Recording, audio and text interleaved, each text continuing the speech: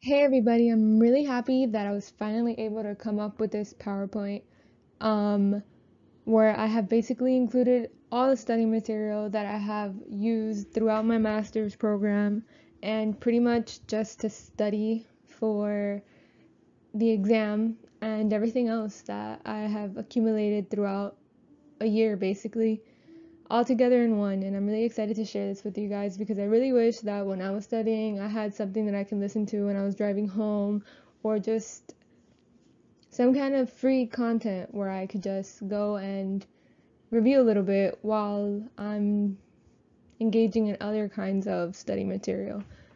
And that's why I decided that I think it would be a good idea to share all my study material with you guys. I hope you guys enjoy it and I hope it's helpful for you. Okay, so based on the task list, we're going to start with section A, and section A, very first section, discusses measuring frequency, aka count.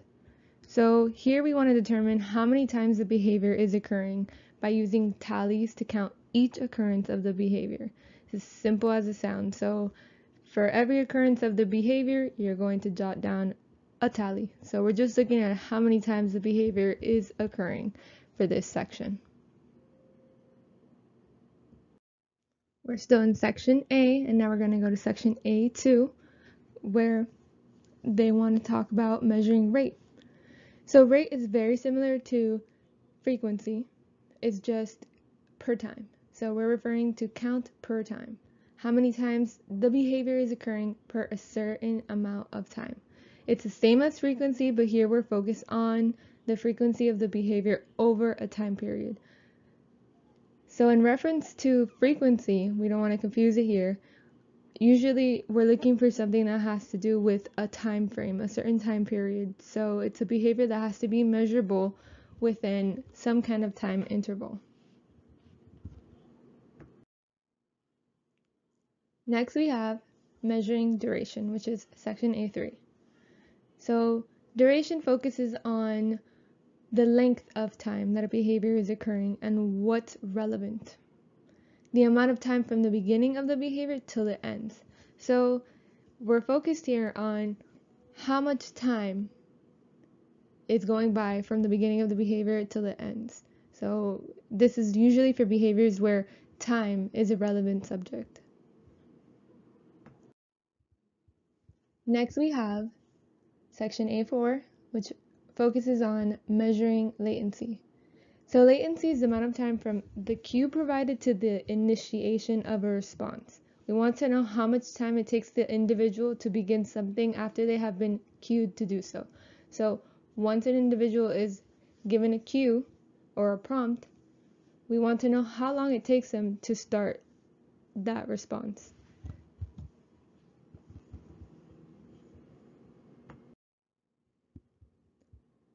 Next we have section A5, measure interresponse time, also known as IRT. The time between the end of one response and the beginning of another response. So the time between two consecutive behaviors. We're talking about the behavior ended, we start recording, and then the beginning of the next behavior occurs, and that's when we stop recording.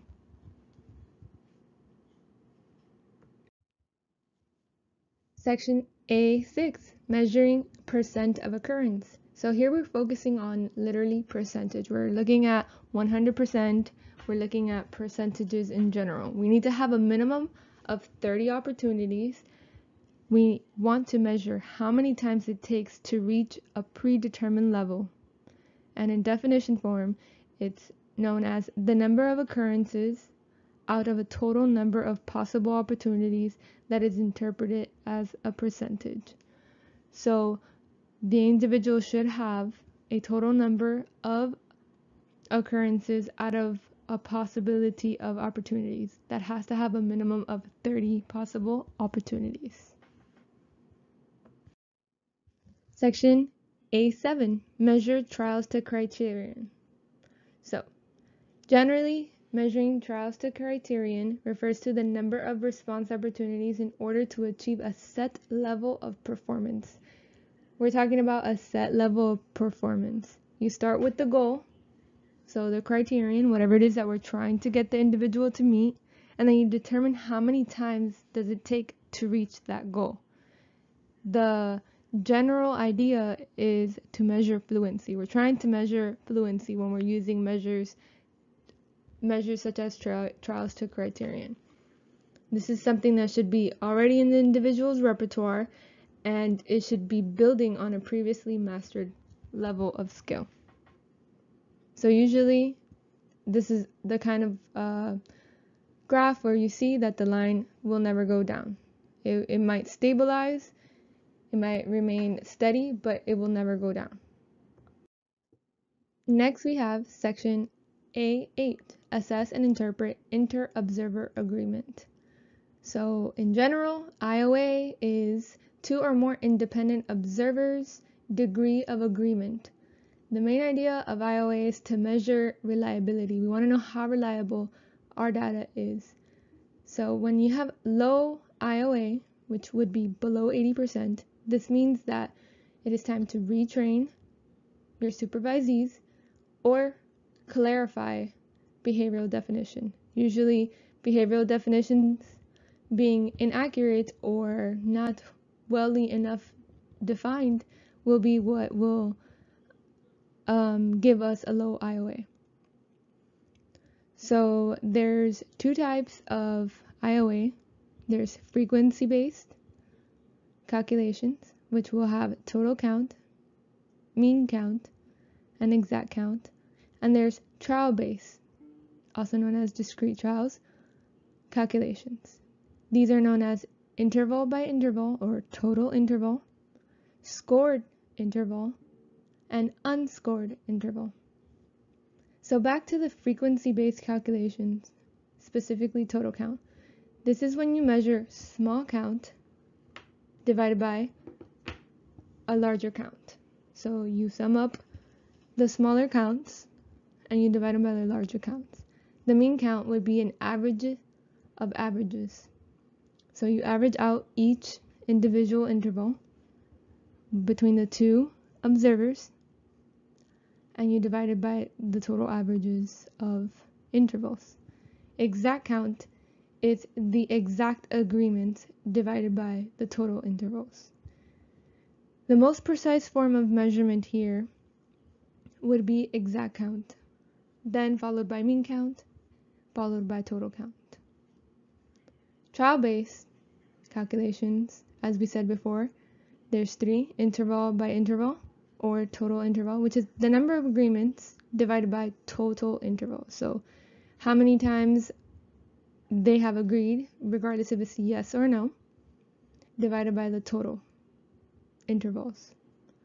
Scored interval usually is used for low rate behaviors, 30% or less, and this determines the agreements on occurrence of behavior. So how many times we had yes, how many times the individuals both agreed yes, divided by the total intervals scored by either observer. So the total yeses by either observer. And then there's unscored. So usually used for high rate behavior, 70% or more. And these are agreements on non-occurrence of the behavior divided by total intervals of unscored by either observer. So this would be how many times agreements have been on no. Alright, so let's move on to the next section, which is A9. And here we're talking about evaluating the accuracy and reliability of measurement procedures. So there's three ways to indicate trustworthy measurement, and that would be validity, accuracy, and reliability. So validity refers to a relevant dimension, measuring what you intend to measure. Accuracy refers to the true value. Reliability, also known as believability, is when we have the same results over and over. And let's make a connection. Reliability was also mentioned earlier when we were talking about IOA. And using reliability with IOA is one way that we can get the same results over and over. So now, some fun facts that we want to know about these terms. Validity directly measures social significance of behavior. It specifies to measure during correct times and to measure the correct dimension for targeted behavior. There are some threats to validity that we have to take into consideration. These threats are indirect measurement, measuring the wrong dimension, and of course, measurement artifacts. Next, another little tip. Accuracy refers to when the observed value matches the true value, and it shows that all possible sources of error have been removed. When possible, you should consider using continuous measurement, but if it is not possible, then you should use intervals shorter than 2 minutes. The shorter the intervals, the better. Next, reliability indicates that there is a stable data over observation periods. As I mentioned before, IOA is one of them. Monitoring and recording data, videotaping, retraining, and feedback are all indications of this. So now both reliability and accuracy face the same threat, which would be human error by poorly designed measurement system, inadequate observer training, and expectations. So when we're looking at specific definition terms, we're talking about observer drift, measurement bias, and observer reactivity. Okay guys, so the next section we're going to talk about is section A10, which refers to equal interval graphs. Here we're going to look at line graphs, which are usually the most used because they have the best displays of level, trend, and variability. The next graph that we're going to talk about that's also an equal interval graph is a bar graph, also known as a histogram. So this type of graph is used to summarize performance within a condition or group. It's used to display data that is not relevant one to another. Then we have cumulative record. So for a cumulative record, we're adding responses to an already previously recorded response. It's used for rate and frequency data. It displays effects of IV or the effects of IV, so the effects of the independent variable are easier to detect. It demonstrates how rapidly or slowly target responses are repeated. And it's good for personal feedback for self-management programs. The next one we have is scatterplot. So a scatterplot shows relative distribution of individual measures in a dataset. The data points are not connected. Here we're seeing a temporal distribution of behavior, and you can identify environmental stimuli. This type of graph relates behavior to the environment, where other graphs usually display related data to themselves. Now, those are all the equal interval graphs. And then we have a standard acceleration chart, which is a non-equal interval graph, which is also known as semi-log charts, log scales, or ratio charts. So this is a type of scale that goes up by multiples. It's useful for precision teaching, and what it does is that it measures frequency of behavior changes over time. It's important when we're concerned with the rate of responding, the rapidness, and the fluency of it. So over here on the right hand side, I have a little graph just to show you guys the vertical axis and the x-axis. So other terms used for the vertical axis is the x-axis, the y-axis, the vertical axis, the ordinate, or the dv, and usually on this side of the graph we have behavior. Then we have the x-axis, which is also known as the horizontal axis, and this is usually where the independent variable will be, which could be time or intervention. So the next section is A11, which is focusing on cumulative record. We have talked about cumulative record in our past slide, but here we're going to talk about it a little bit more, just some more details, even though I already covered these details. But it's adding responses to already previously recorded responses. It's used for rate/frequency data, and it's how rapidly or slowly target responses are repeated. This is the kind of stuff that we're going to be measuring on a cumulative record. Just to further inform, cumulative record is an equal interval type of graph. Okay, so now we're in section A12, continuous measurement procedures, aka known as event recording. So here I provided these little graphs, these little tables, because I felt like this would be the best way to really display the difference between all the measures and where and what category it is that they belong to. So we have dimensional quantities, which is referring to the temporal extent, the temporal locus, and repeatability. So temporal extent would be duration. Temporal locus would be latency and IRT. Repeatability would be count/frequency, rate, and acceleration. Next, we're going to look into derivative measures. This is another form of measurement, and that's when we're going to be looking at percent of occurrence and trials to criterion. Those are a form of derivative measures. Next, we're going to look at definitional measures. This is when we're referring to magnitude and the topography. And then there's procedures for measuring behavior, which include event recording, timing, and time sampling. So, to further elaborate, time sampling is a discontinuous measurement, and this includes whole interval recording, partial interval recording, and momentary time sampling. These are all discontinuous measurements under time sampling. Then we have continuous measurement, which would include event recording and timing. Event recording refers to the number of times a behavior occurred, and timing refers to latency, duration, and interresponse time. Okay, so moving on now to section A13. This is the section that talks about discontinuous measurement procedures, such as partial, whole interval, and momentary time sampling. Partial interval recording, it records any instance of the behavior that it happened at least once within the interval at any part. This is a type of recording that usually overestimates. Next, we have whole interval recording. This means that the behavior needs to be occurring the entire interval to be considered an occurrence. This type of recording procedure usually underestimates. Then we have momentary time sampling.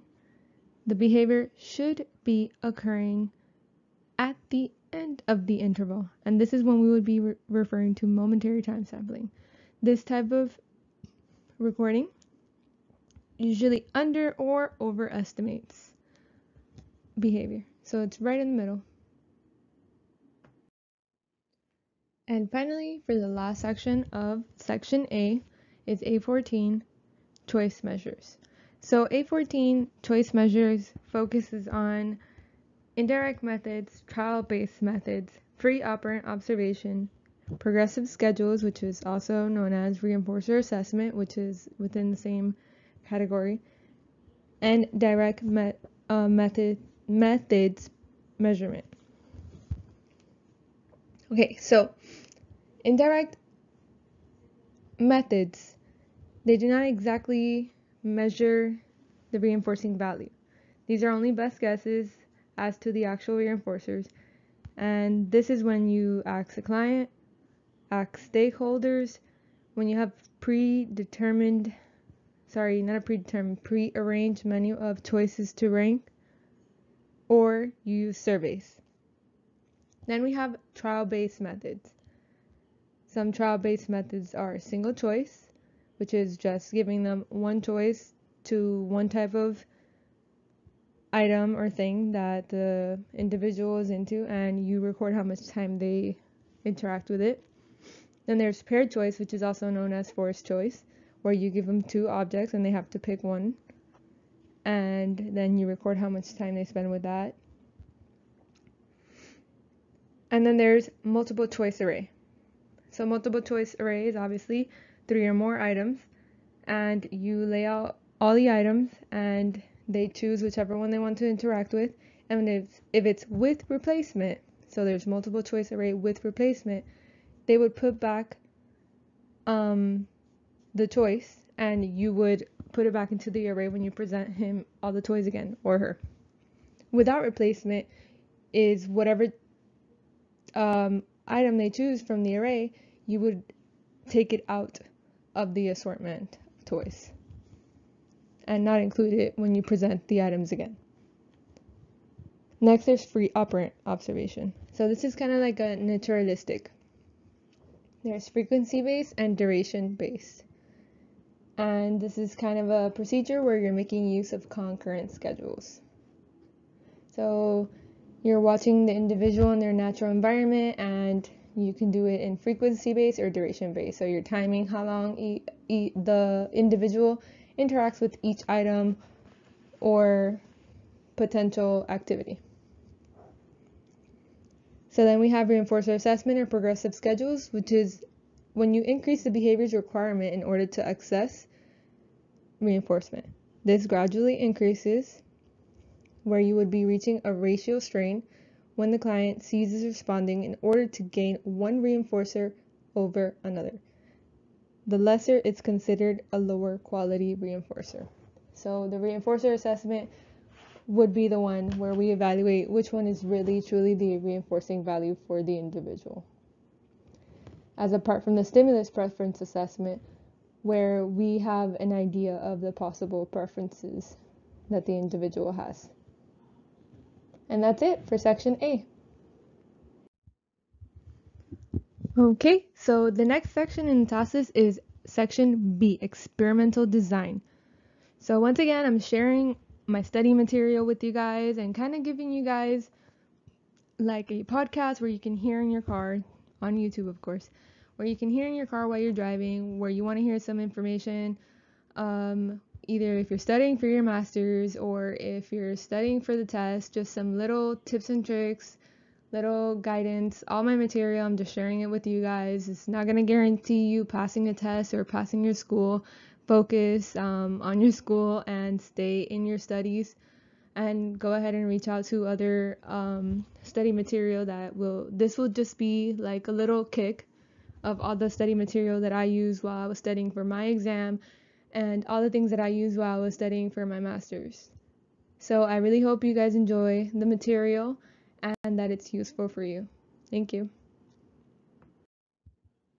Okay, and here's the first section, B1, using dimensions of ABA, Baer, Wolf, and Risley, 1968. So here we're referring to get a cab. I'm sure all of you guys have heard this term before. So there's generalization, which is usually indicating something that's lasting and spreading. There's effective, which is changes behavior to a practical degree. Technological, which is described well enough where it can be replicated by others. There's applied, which is socially significant. Conceptually systematic, where we're talking about something that's expressed in ABA terms. Analytic, which is a functional control. And behavioral, where we're talking about something that's observable and measurable changes in the client's behavior. Okay, so section B2 focuses on review and interpret articles from the behavior analytic literature. So it's really important for you to be able to interpret behavior analytic literature, for you to be able to look up articles and understand that they are peer-reviewed journals, that they're scholarly, that they have the facts to back it up. So just some common terms that you might run into and things that you might want to be looking into when you're reviewing these articles are these terms that I provided here. So there's external validity, which refers to the degree to which the findings from the study have generalized to other behaviors, settings, or subjects. There's internal validity, which is the extent to which the study shows the changes to the dependent variable were due to the independent variable as opposed to other uncontrolled variables. There's type 1 error, which is also known as false positive, which will most often uncover a host of weak variables. This is made when the researcher determines that the independent variable had an effect on the dependent variable with no such relation occurring in nature. Then there's the type 2 error, which is also known as false negative, usually the most common.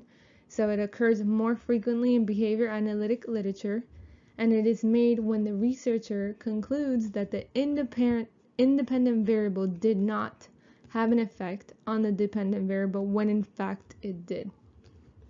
And lastly, social validity, which refers to the extent to which the changes made to the behavior were significant to the individual.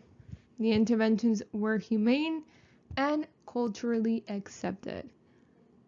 I hope this helps. Okay, so moving on to the next section, B3, systematically arrange IV to demonstrate their effects on the DV. So just to clarify, IV means independent variable, which can be referring to the intervention, time, days, or session, and DV refers to the behavior of interest. Then there is extraneous variables, which could be any extra elements in the environment while you're doing these testings, these experiments. And then there is confounding variables, which are uncontrolled elements in the experimental analysis that we're conducting. So the best way to demonstrate the designs is obviously seeing them and then kind of making references to what you see. But for now, I'm just going to talk about them so you can have some important information that I found useful for each of the graphs. So withdrawal/reversal designs, which would be section B4. Very important to understand that behavior must be reversible. It may not be desired to use on SIB because of withdrawal. At least 2 replications to show functional control, and it is strengthened by repeating. Next we have section B5, use alternating treatments design, aka also known as multi-element design. So important tips, you want to know that this allows a comparison and a contrast of 2 or more interventions with one person. Some limitations is that behavior should be reversible and interaction effects. There's no baseline condition needed. A separation between conditions indicates experimental control, and if there's no separation in a functional analysis, you should assume automatic reinforcement.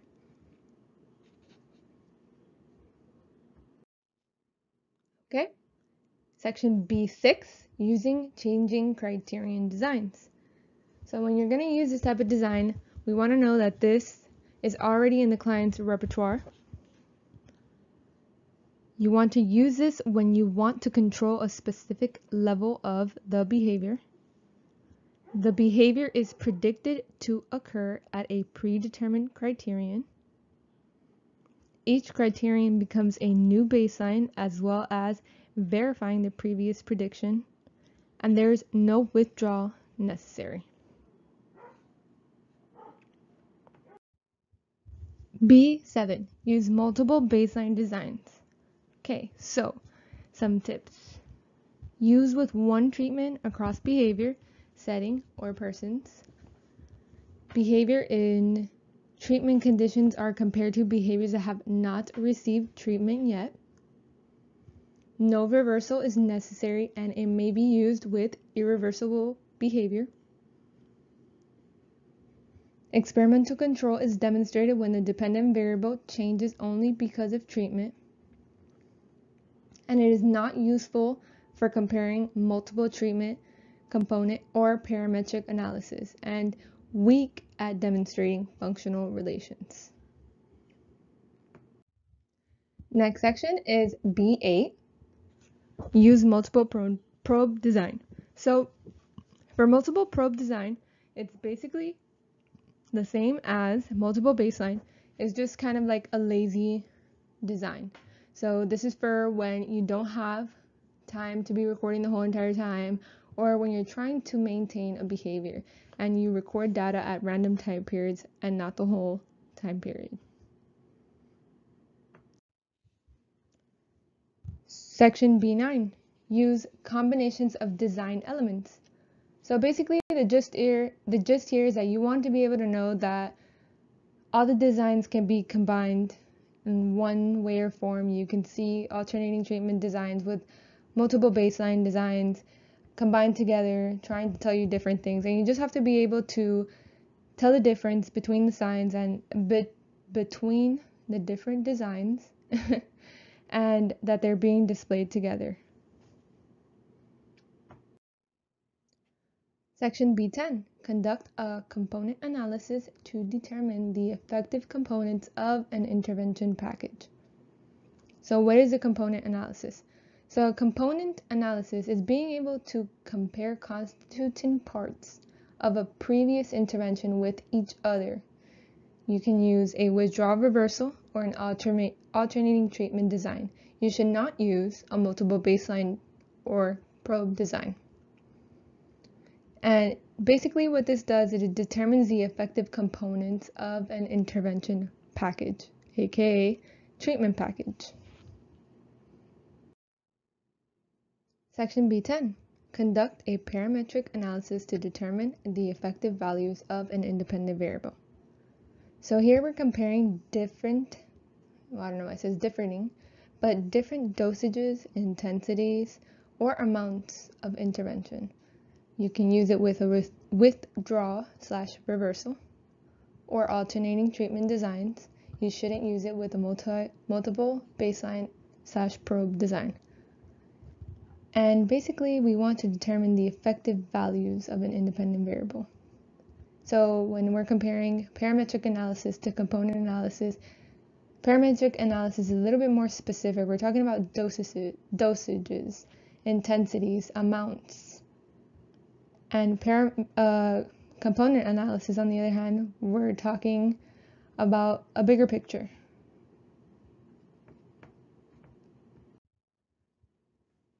Hey guys, here I am sharing my study material already on section C. Specifically, this is the behavior change consideration. So once again, I just want to share with you guys that I'm sharing my study material with you guys. It's what I used while I was studying for my master's and while I was studying for my board exam. And I just wanted to put it all together on YouTube as a learning strategy for me, myself, and I, and also just to share my content out to the world. And so you guys can have something that you guys can reference to while you're studying or doing your master's in behavior analysis. I hope it's helpful. And yeah, thank you for listening. Okay, so first and foremost, section C1.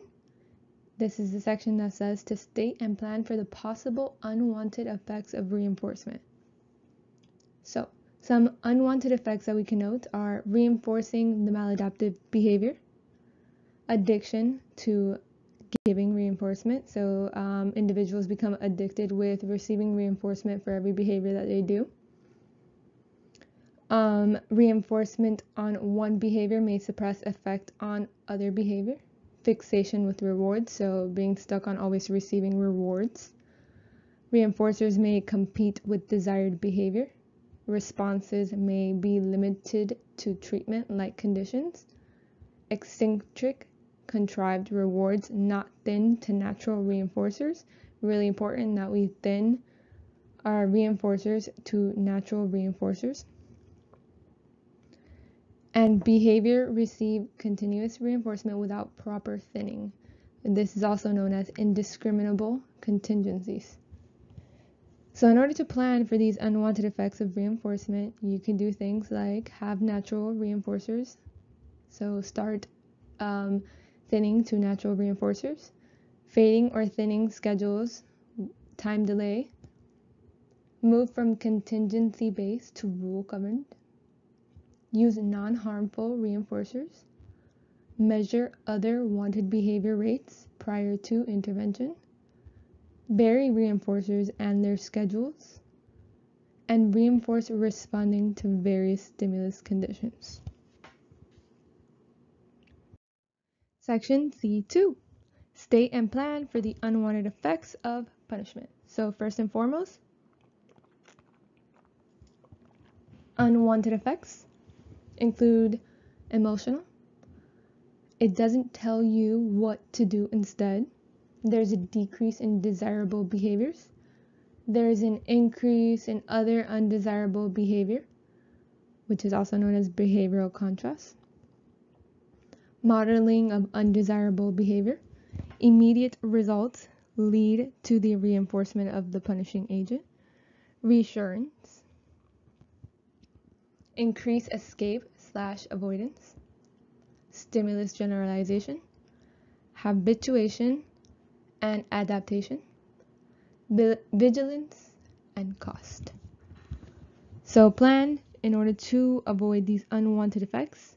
You would of course communicate with stakeholders all of the possible unwanted effects and have a reaction plan ready. You want to always pair punishment with reinforcement. You want to alternate behavior chosen. You want to measure desirable behavior rates prior to implementation, and you want to vary the punishment. And here we have the very last section of section C. This is C3, state and plan for the possible unwanted effects of extinction.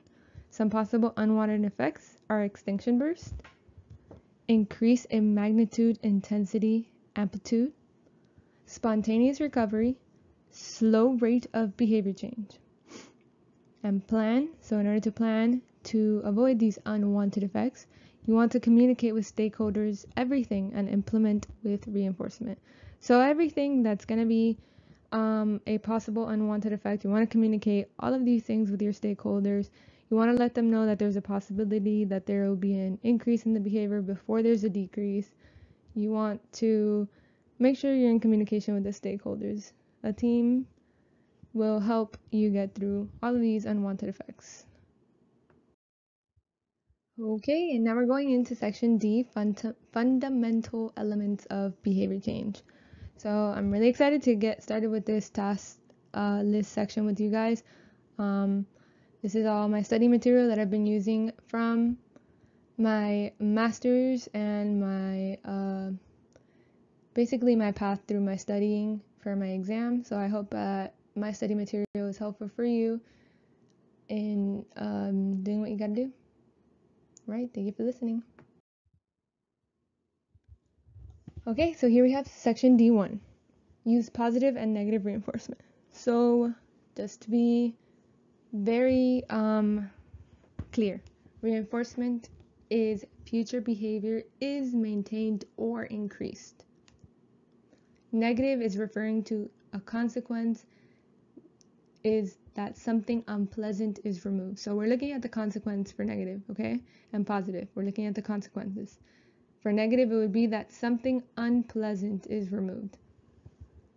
When we're looking into positive reinforcement, the consequence is that something pleasant is added. So here we have section D2, use appropriate parameters and schedules of reinforcement. I do believe that using graphs and tables is always the best way to really learn anything, at least in my point of view. So I use a lot of tables throughout my studying. So this is one of them, and I decided to include it here because I thought it would be the best way to interpret all of this information, since it is a lot of information and it's very easy to confuse. So first, I want to talk about fixed, which refers to a set number of reinforcement is provided. There's fixed interval and fixed ratio. So fixed, specifically ratio and fixed interval, is referring to something that's going to have post-reinforcement pause. It's usually used for new behaviors and they're more easily extinguished. So that's in the fixed category. Next we have variable, which means on an average number reinforcement is provided. So there's variable interval and variable ratio. Here you'll be looking at steady state rates of responding. It's usually used to maintain behaviors, and it's more difficult to extinguish. So just to refer back, interval is referring to time, ratio is referring to occurrences. And then progressive schedules of reinforcement, which we have mentioned before, we want to include here just so you can make an association, because one way or another everything is connected. So progressive schedules of reinforcement refers to determine the value of the reinforcers reaching ratio strain.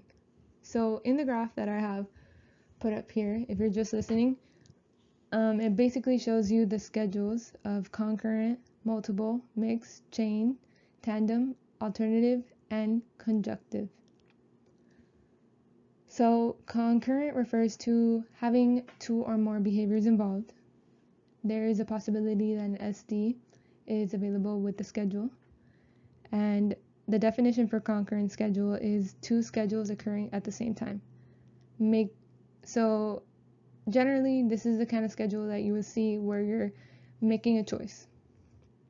To make some connections, matching law is intertwined with this type of schedule. So matching law, if you see it anywhere, you know that we're referring to something that has to do with concurrent schedules.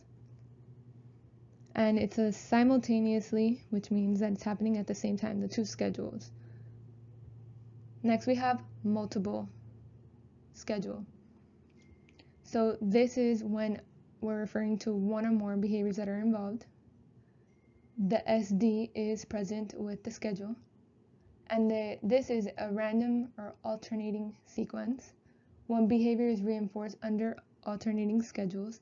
And usually if you see multiple, we're talking about behavioral contrast if we're making connections.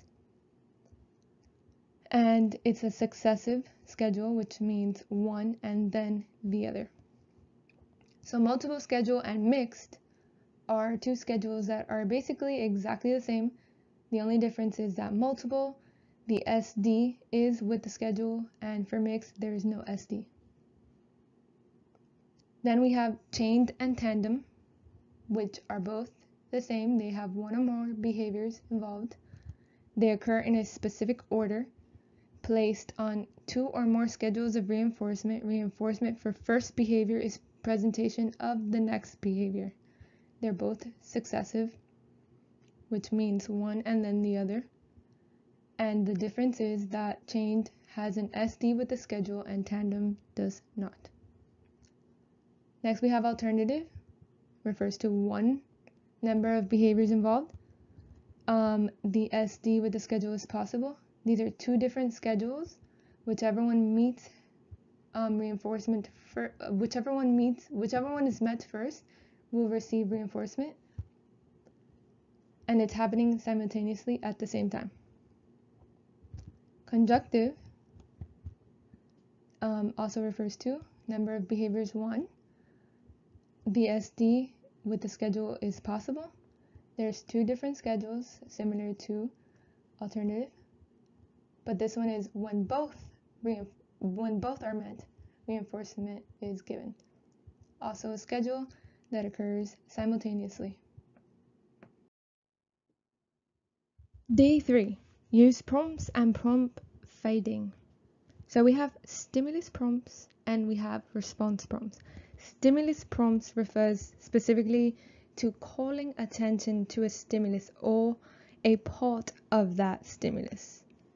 This would indicate something with positioning, movement, extra stimulus, redundancy within stimulus. Those are the kind of prompts we're looking into when we're talking about stimulus prompts.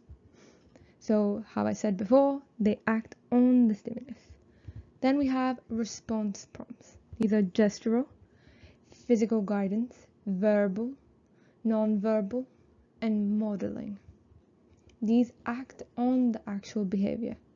So there's various ways to fade these prompts, because it's very important to fade any prompts you might be using during your cases.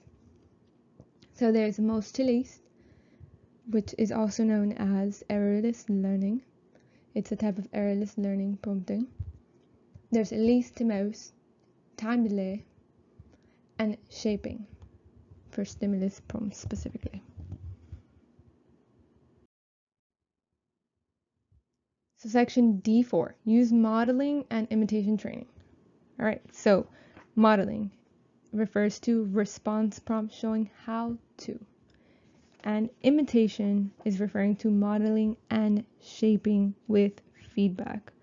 So shaping, we're going to talk about next in the next slide, but just know that modeling is a response prompt showing how to. So we're showing how to. We have a type of modeling that is demonstrating to somebody how to do something. And then imitation is where you have to involve the use of a model and shaping, and feedback is provided in some way, shape, or form. Section D5, use shaping. So shaping is a type of differential reinforcement of behavior that are closer and closer to the target response. There are two components that are important to consider when you're thinking about shaping, and that is reinforcement and extinction. So shaping is reinforcing the successive approximations to the target response, with extinction used to induce response variability. So a completed task can be repeated many times quickly. In order to increase the effectiveness, you can use prompts or SDs. It's good for verbal communications, and it's a form of differential reinforcement. Okay, so section D6, use chaining. So chaining is when skills are broken down into discrete tasks using a task analysis. There's three procedures for chaining. It's forward chaining, backwards chaining, and total task. So forward chaining is for complex skills. The entire task is not completed each time. And how it works is that the client starts from step 1, and once step 1 is mastered, reinforcement is given, and then step 1 and 2 will be done, and so on, until the individual reaches the end of the skills. Then there's backwards training, which is where we usually complete all the steps and the client does the last step. It starts from the last step and they make their way up backwards. This is technically completed each time, but not by the client independently. For tasks that receiving reinforcement is the most important thing. So the following one is total task, and that's when the entire task is completed each time by the client independently with prompts as necessary. And this is for easy tasks that the client can usually complete independently. So some little notes about forward chaining. Usually this is a chain that will be used when it will take more repetition to master. Something like memorizing a poem. For backwards chaining, you would be looking at this when you're looking into something that it's more reinforcing to have the whole thing completed, something such as making a puzzle. And then little tips for total tasks is that it usually only involves a few steps, and it takes a short amount of time to accomplish. Okay, so section D7, conduct task analysis. This is breaking complex skills into steps. There's 3 main ways to develop this, and it would be 1, complete the steps yourself, 2, consult with experts, 3, observe and record the actions of a competent individual. So task analysis is breaking complex skills into smaller teachable units. It uses condition reinforcement for the first step, should also be the SD for the next step.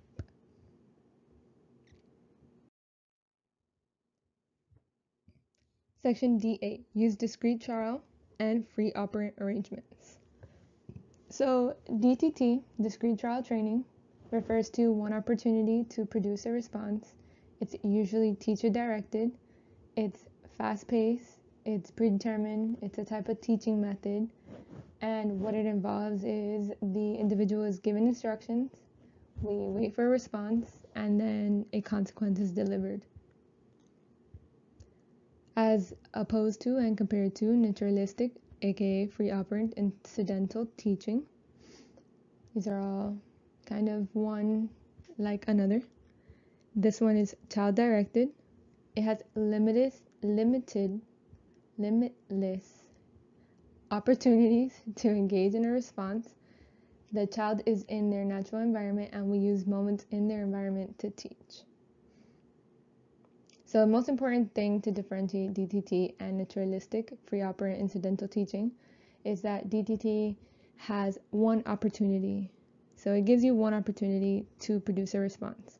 Naturalistic free operant incidental teaching, on the other hand, has limitless opportunities to engage in a response. Okay, so here we have a summary. So for section D9, use verbal operands as a basis for language assessment. Here we have a summary of all of the verbal operands. There's manding, tacting, echoic, interverbal, textual, and transcription. So manding has to do with MO, so the wants. Our main goal is to have a request, so have the individual make a request, and the end of it would be them receiving what they asked for, is the reinforcement. Tacting would be pointing or labeling, and it's cued by a nonverbal SD. Echoic refers to requiring a prompt that the individual can then mimic. There is verbal SD. It's repeating verbally. There's some type of imitation. It's like copying a text. There is point-to-point correspondence and formal similarity when we're referring to echoic. Next, there's interverbal. Interverbal is a verbal stimulus that leads to an interactive response. There's a verbal SD. We're looking for some type of interaction. And then the verbal antecedent, and then providing a reply. So there should be a verbal antecedent and then a reply to that. Textual is verbal SD, so there should be a verbal SD. You read something and you say it out loud. This is what textual is, and there is point-to-point correspondence. Transcription, there should be a verbal SD. Someone is saying something and you write it, is what it looks like, and there is point-to-point correspondence. Okay, so section D10, use echoic training. So now we're going to go into more detail about echoic and training and what you should do when you're training echoics. So once again, echoics is when you're teaching someone to repeat what you say, and that's what you would do during training. The end goal of this training is to bring behavior under the control of the verbal stimulus. So you need a non-verbal stimulus and an MO to make it more effective. Things that you can use are things such as modeling, shaping, MOs such as incidental teaching, or pairing stimuli with reinforcement.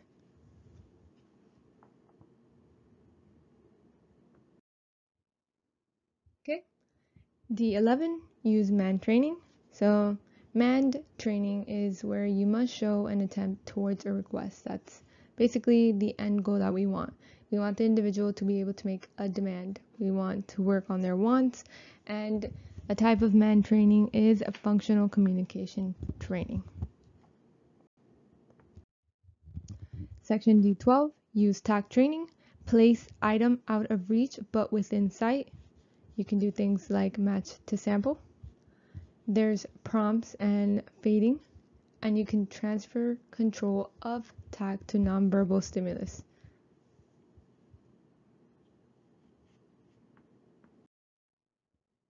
D13, use interverbal training. So when you're using interverbal training, you're doing things such as filling in the blank, answering questions.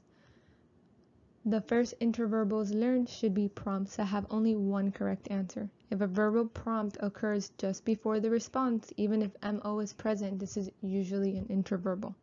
So we want to take into consideration that the first kinds of interverbals that we're going to be learning would be things like songs, common songs, like Twinkle Twinkle Little Star, and then that's where you have the individual complete the filling in the blank or answering questions.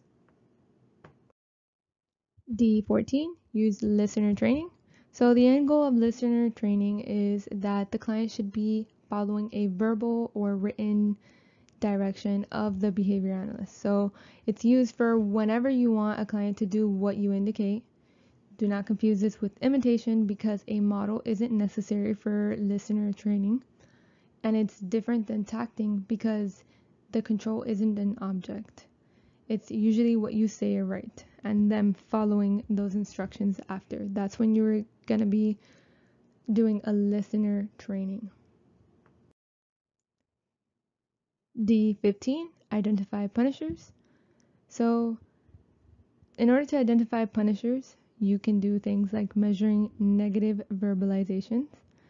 You can do avoidance movements, so measuring avoidance movements when they're trying to avoid situations, and escape attempts associated with potential punishing stimulus. These are ways that you can do identification of punishers. Okay, D16, use positive and negative punishment. So positive punishment is referring to adding something aversive, something such as a reprimand. So you're adding something aversive that usually in the future it will decrease the possibility of this behavior occurring. Then we have negative punishment, which refers to taking away a reinforcement as a consequence. That will, of course, decrease the probability of the behavior occurring in the future. D17, use appropriate parameters and schedules of punishment. So you want to use SDs. You have to consider the MOs of the individual. You want to make sure you vary the punishers. You want to continuously apply the punishment procedure when it is being applied. You want to immediately apply it. You want to use punishment with reinforcement, and you have to always consider the ethical codes on punishment when you're trying to use schedules of punishment.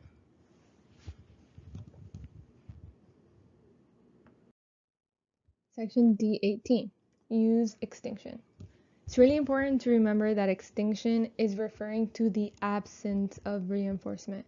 So usually the end game of extinction is that the behavior is going to decrease in the future. There's like a lower possibility that it's going to be occurring, but we're not going to confuse this with punishment because extinction is mainly focused on the absence of reinforcement. So something that once received reinforcement no longer does. It's not withdrawal of reinforcers, no response blocking. It's a differential reinforcement procedure differential reinforcement procedures almost always use extinction. So usually it's when we're trying to completely get rid of some type of reinforcement that was previously providing. Section D19, using combinations of reinforcement with punishment and extinction. So differential reinforcement with extinction would look something like reinforcing some behavior within a class but failing to reinforce others. So an example of this is if someone does something and when they give an incorrect response, you say nothing. You pause and you say nothing. So there's no feedback given, there's just nothing. That would be an example of differential reinforcement with extinction. There's differential reinforcement with punishment, which is actively reducing any incorrect responses. So this is same scenario. You guys are doing something. some type of work with your client, they incorrectly do something, and you say, nope, try again. So here you're providing something, you're saying, nope, try again. So you're making them try again, actively reducing any incorrect responses. So that's a difference between differential reinforcement with extinction and differential reinforcement with punishment. D20, use response-independent, time-based schedules of reinforcement, also known as non-contingent reinforcement. So non-contingent reinforcement is providing reinforcement on a timed schedule regardless of if the individual engages in behavior or not. So we're providing reinforcement on a schedule. Doesn't matter if the individual engages in the behavior or if he does not, the reinforcement will still be provided on a time schedule. So this is a type of schedule that could be fixed or on an interval time.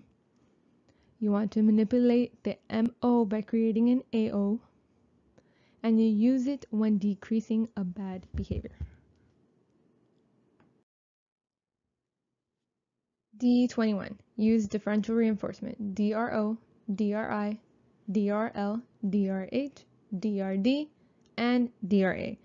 So this is the last section of section D, finally, and we're gonna go through the table I have here. So the first one is DRA, differential reinforcement of alternative behavior, which is basically you get rewarded if you do this instead of the unwanted behavior. In other words, it is the use of reinforcement of an alternate functionally equivalent behavior and either extinction or punishment. Then there's DRI. So usually DRA and DRI are interchangeable. They are one with another because DRI is a kind of a DRA in which the alternate behavior and the old behavior cannot be done simultaneously. So DRI is a differential reinforcement of incompatible behavior. So two behaviors that you cannot do at the same time. So you are going to replace the unwanted behavior with the opposite behavior. DRO is differential reinforcement of other behavior. So in general terms, the unwanted behavior is absent. Replacement could be providing reinforcement if behavior does not occur during a set time period. Very important to remember that DRO refers to a set time period. So, and that we are providing reinforcement if within that set time period the behavior is absent, the unwanted one. Next we have DRD, which is differential reinforcement of diminishing behavior. So it's reinforcing lower and lower rates of unwanted behavior. It's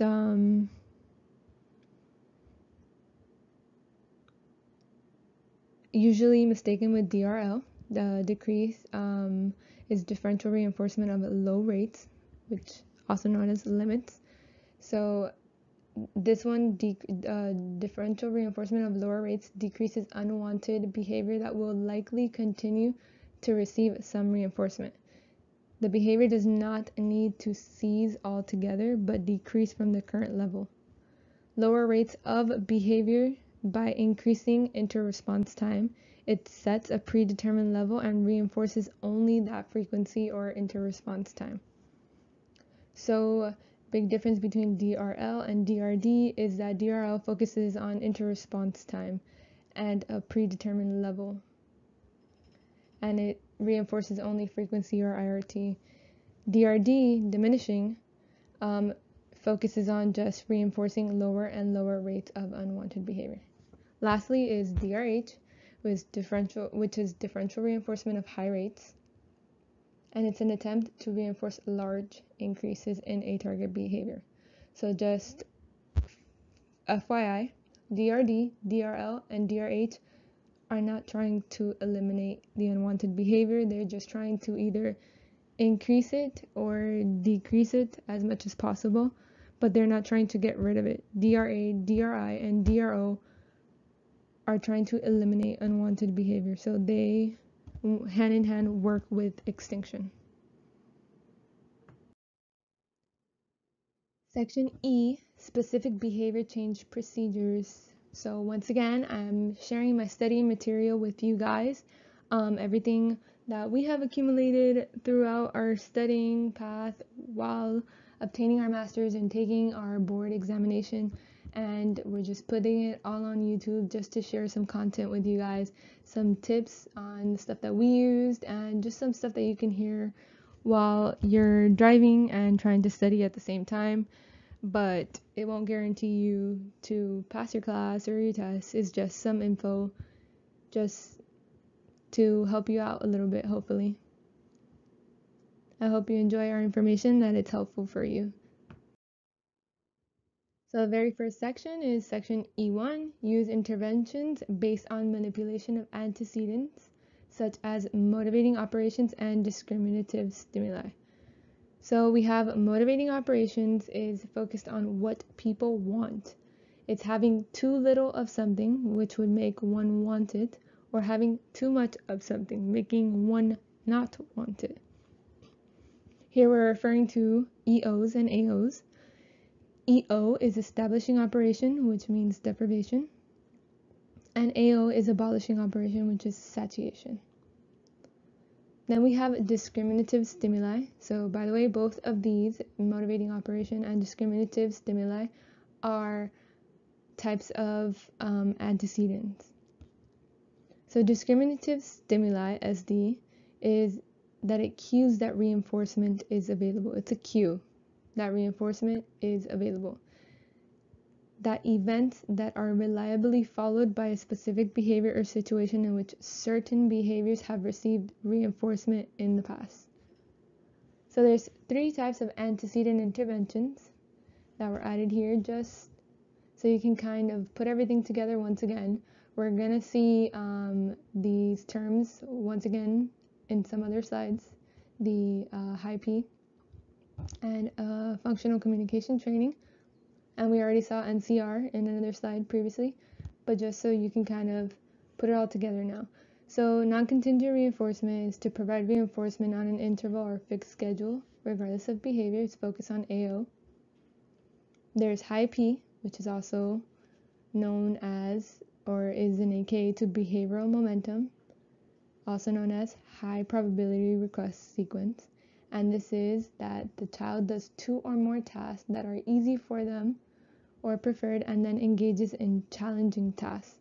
So basically here we're making the child, or we're letting the child perform whatever it is that they like to do first, and then we will introduce some more challenging tasks. And this is a very unaversive, it's not aversive at all, this type of procedure. It usually works very well, and it's not intrusive.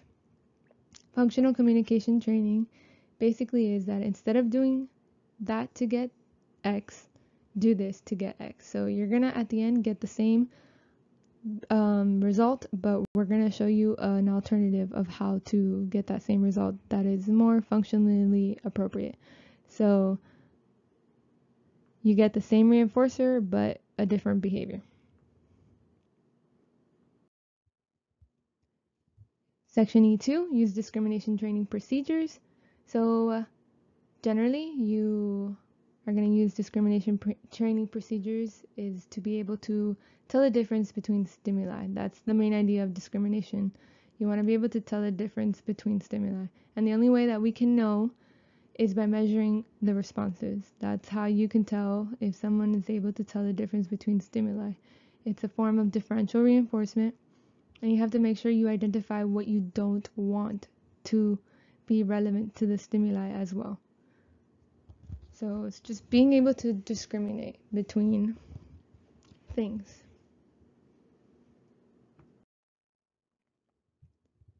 Section E3, use instructions and rules. Rules are intended to become SDs. A verbal or written rule is meant to control the behavior of the listener. Rule-governed behavior is an indirect control of consequences that are removed in time. They are verbally controlled behavior.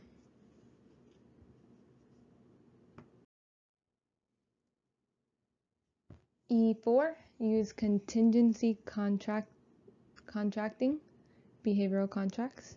So in order to use contingency contracting, behavioral contracts, the behavior should already be in the client's repertoire.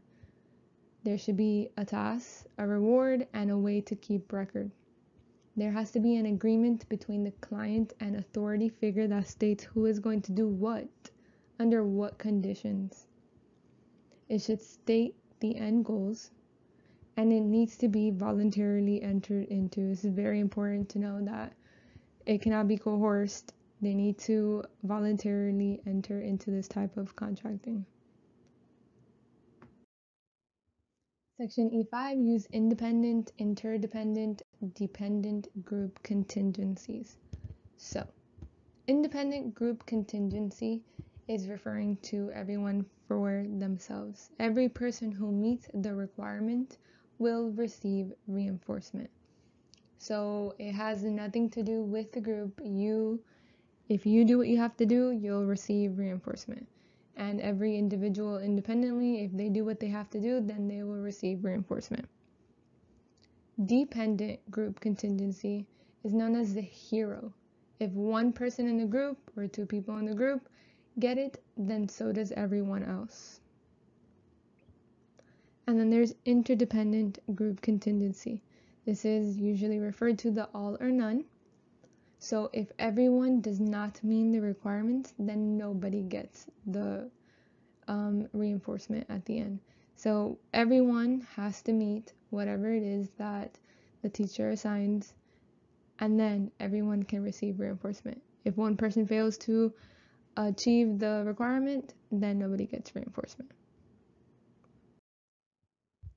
Okay, so section E6, use stimulus equivalence procedures. So first and foremost, stimulus equivalence refers to responding correctly to things that were not trained or reinforced after establishing a response to some stimulus-stimulus relation. It's very important to keep in mind that matching to sample is part of it. It's usually used to teach complex verbal relations.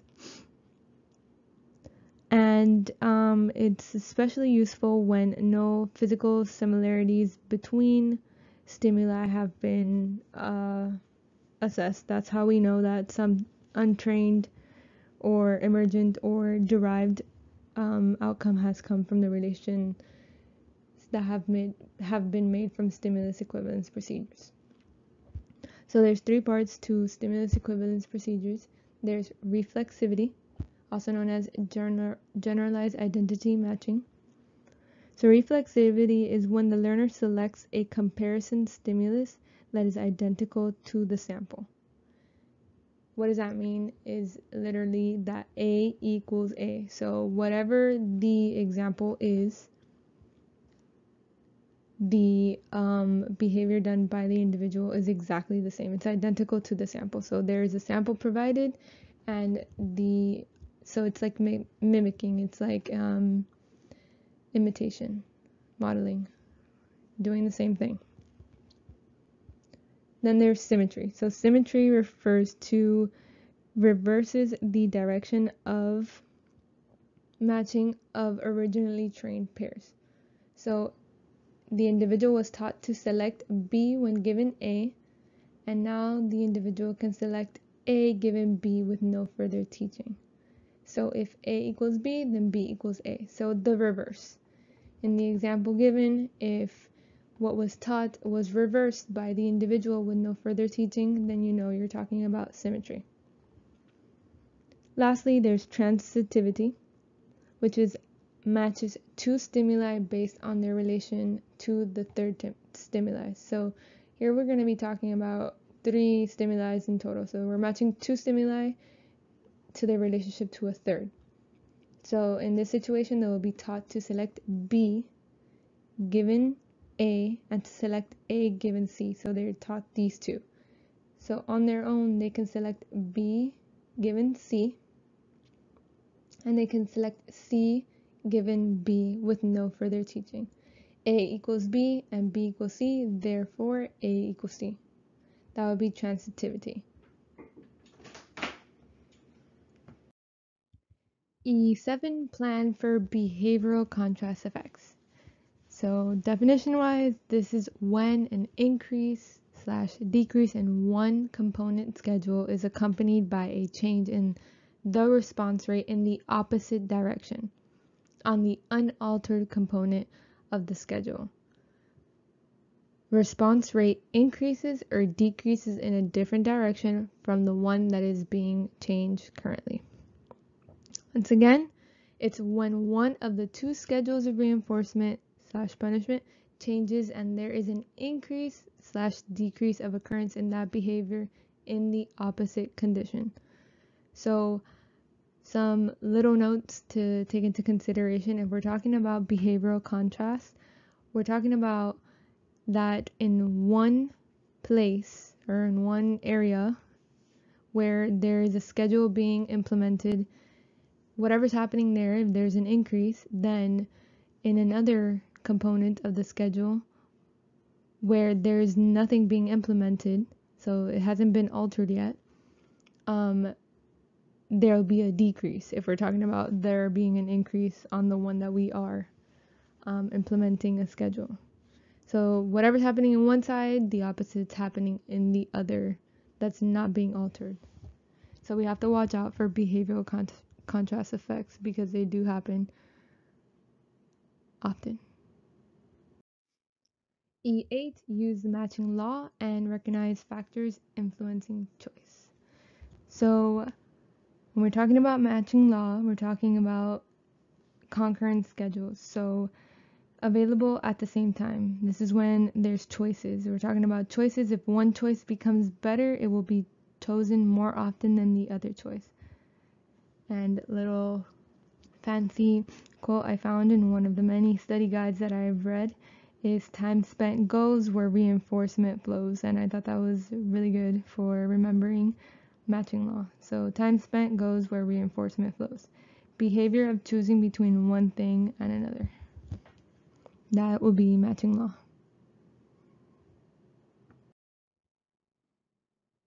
Section E9, high probability request sequences.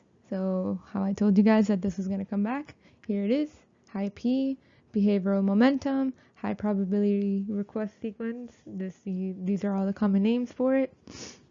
So basically what high P probability request sequence refers to is when a child does two or more tasks that are easy for them or preferred and then engages in challenging tasks.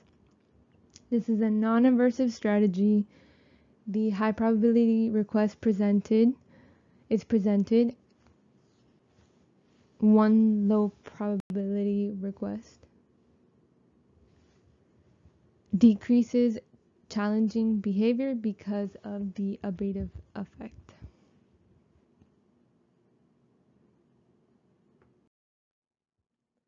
Section E10, use the Premack principle, also known as the Grandma's law.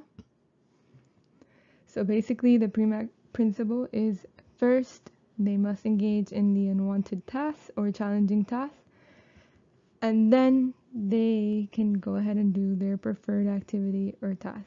So low probability requests first and then high probability. That's basically all it is for the Premack principle. Just remember it's also known as Grandma's law and it's referred to the first then. Model.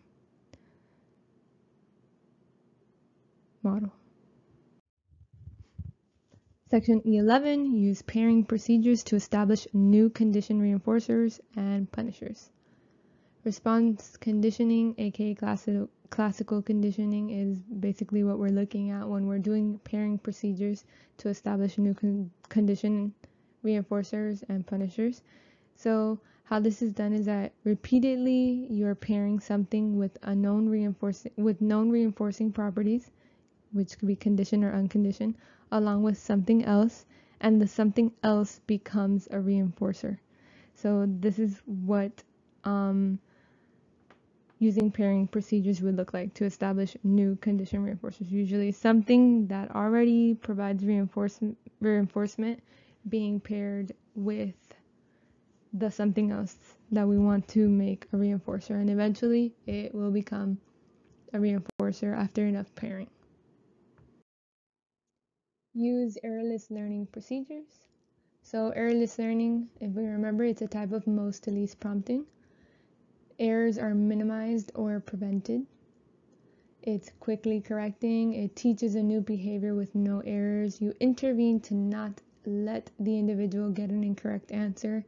The drawbacks are that the clients lack contact with incorrectly responding. So there's no frustration tolerance.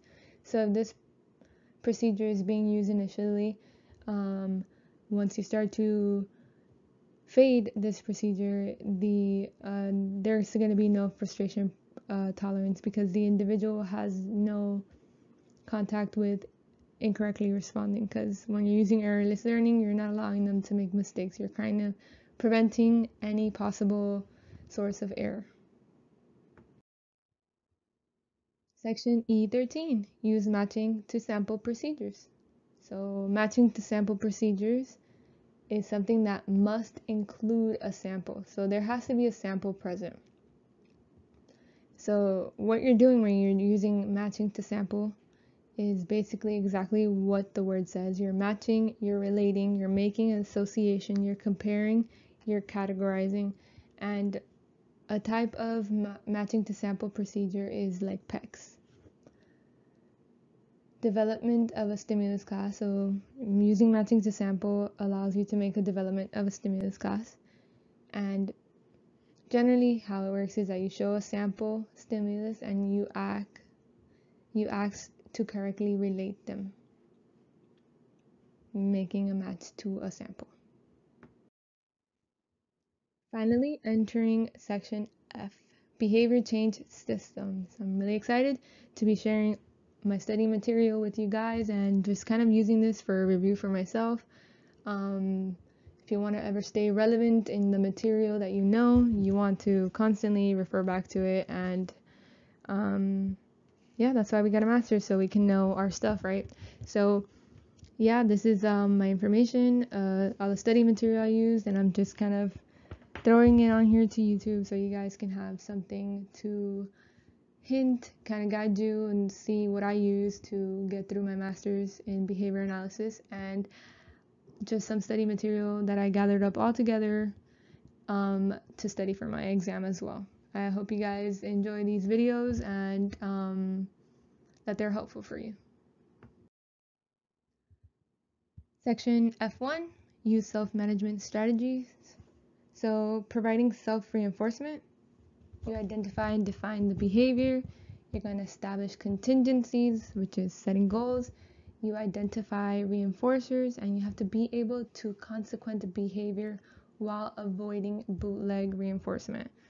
So most importantly here is that you're providing self-reinforcement. You need to be able to identify and define the behavior, which are things that we normally do, not even during self-management strategies, but any type of strategy in behavior analysis. And you have to set goals, you have to identify your reinforcers, and be able to provide a consequence while avoiding bootleg reinforcement. Section F2, use token economy and other condition reinforcement systems.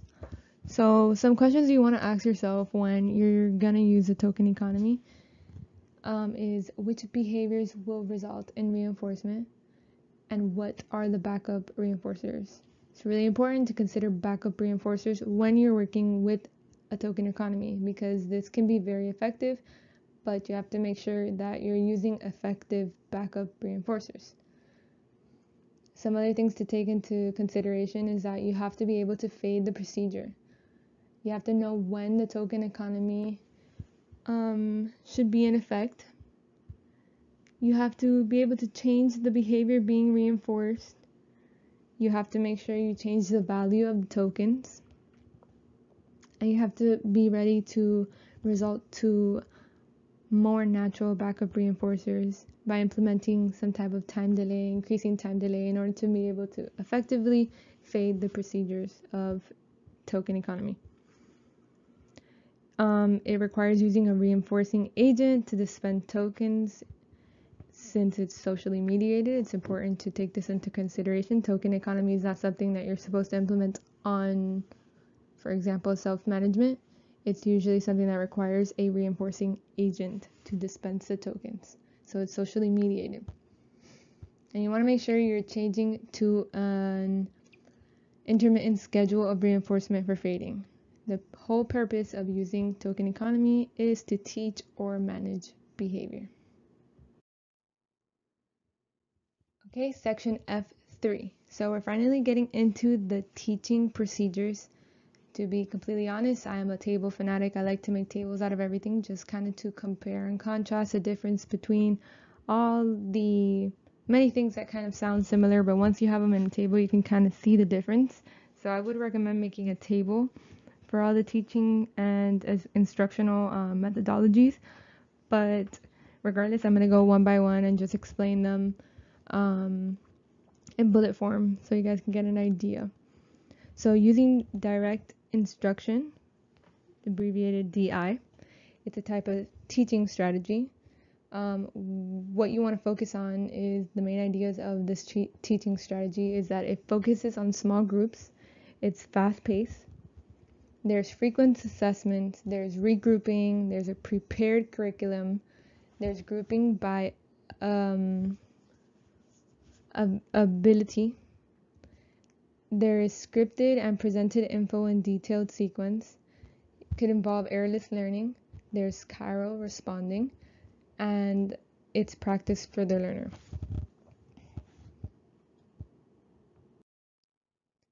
F4, use precision teaching. This is the next teaching strategy. Once again, I still recommend that you guys use a table.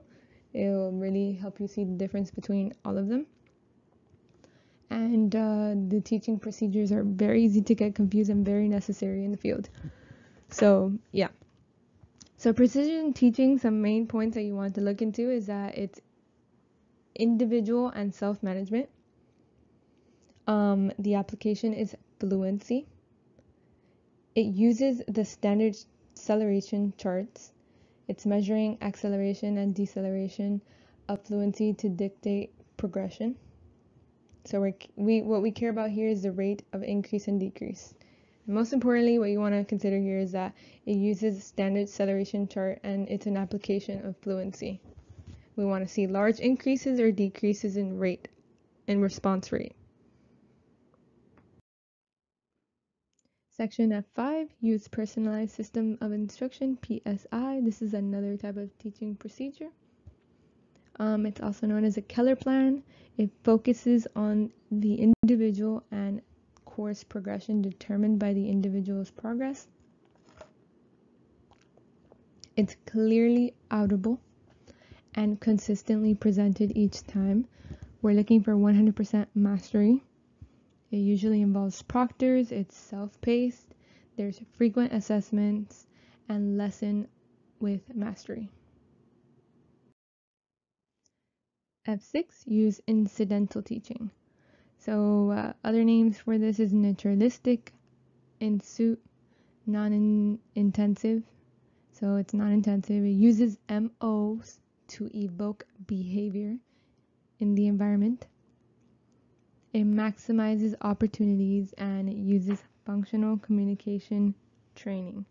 So basically it's natural environment training. You want to manipulate and use what a client wants, which is the MO, in order to be able to use this kind of teaching procedure. It's usually client initiated and it involves teachable moments, which we talked about this earlier when we were talking about choice measures. So just in case you want to make a connection, there's one. Section F7, use functional communication training, also known as FCT. We mentioned this earlier when we were talking about the antecedent interventions. It's brought to you guys here again. Let's not forget that it also has to do with man training. So let's continue to make connections just so we can see that everything goes together. Instead of doing that to get X, do this to get X. You get the same reinforcer, but different behavior is the outcome. F8, use augmentative communication systems. So PECS is one of them. It's basically a type of communication tool that kind of talks to you, shows you pictures. It has a lot of different technical uses to it. It's usually used with clients who have not been able to communicate verbally. It facilitates communication with a tool. It's a picture exchange system. Things that you can usually incorporate into augmentative communication system is things like touching, signing, and yeah, so tools that facilitate communication. Section G, identification of the problem. So we're already on section G. I'm really excited to be sharing my study material with you guys. This is everything I use for my master's, and I know I repeat this every single time, but just in case you guys have been jumping around videos, I kind of put this out here too, just because when I was studying for my exam and for my master's class, there was nothing that had kind of like everything together in one, and I kind of just wanted to put everything together in one for people like me that I was looking for something on YouTube that can kind of guide me through the material, at least like based on the task list, and I wasn't able to find anything. I mean, little things here and there, but nothing that had it all together in one place. And yeah, that's why I'm sharing my study material with you guys. I hope it helps, and I hope you guys enjoy it. Thank you for listening and watching. Okay, so here we have section G1. You want to review records and available data at the outset of the case. So basically, before the case starts, you want to make sure you're reviewing the records, that you review all the available data that could be presented to you. So history, biological, history of the client, medical, all of those things, because all of that stuff is important before you start to work with the individual. It's going to help you when you want to identify the problem, and it's basically the first step, how you should start before starting a case or starting with an individual. It's just important to make sure you review all your records and all the data that's available. Section G2, consider biological/medical variables that may be affecting the client. So you want to make sure that you rule out medical or biological issues that may be affecting the client. Sometimes this may be the answer. So if treatment is ineffective, biological/medical variables may be a reason why.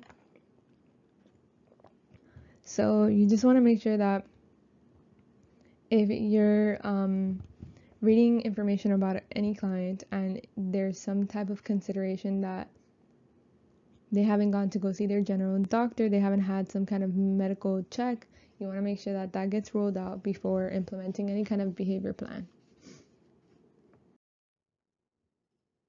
Section G3, conduct a preliminary assessment of the client in order to identify the referral problem. So a preliminary assessment is not a formal assessment, but an identification of the problem. This is usually basic information when you first contact the client through the phone. So here's where you're going to establish why they reached out to you. So it could be a phone call, it could be the very first meeting with the parent or client. And this is something that's not formal. It's just when you're going to have an idea of the identification of the problem. Usually this is like when you're asking the age of the client and the behavior that's observed. You're asking the situation in which the behavior seems to occur or not occur. You can determine the approximate rate or magnitude of the behavior through these preliminary assessments, and you can find out if, when, and how a service contract might be best offered. So it's kind of like the introduction to the client and the case. Section G4, explain behavioral concepts using non-technical language. So avoid the big technical terms, jargon. You can use graphs. So as behavior analysis, we have our own little language that we use, our technical language. But of course, when we're speaking to parents, when we're speaking to people who are not in the field, you have to use non-technical terms to be able to describe the information you're trying to demonstrate. And using graphs is one good way to explain the behavioral concepts and what's happening in a scenario or situation. Section G5, describe and explain behavior, including private events in behavior analytic, non-mentalistic terms. Use a scientific concept to explain behavior is basically what this section is trying to present to you. So we don't want to use mentalistic terms when mentalistic terms are when you use one concept to explain another concept. We want to use behavior analytic terms which use a scientific concept in order to explain behavior. Private events are behavioral contingencies that cannot yet be observed, but you want to take all these things into consideration when you're describing and explaining a behavior.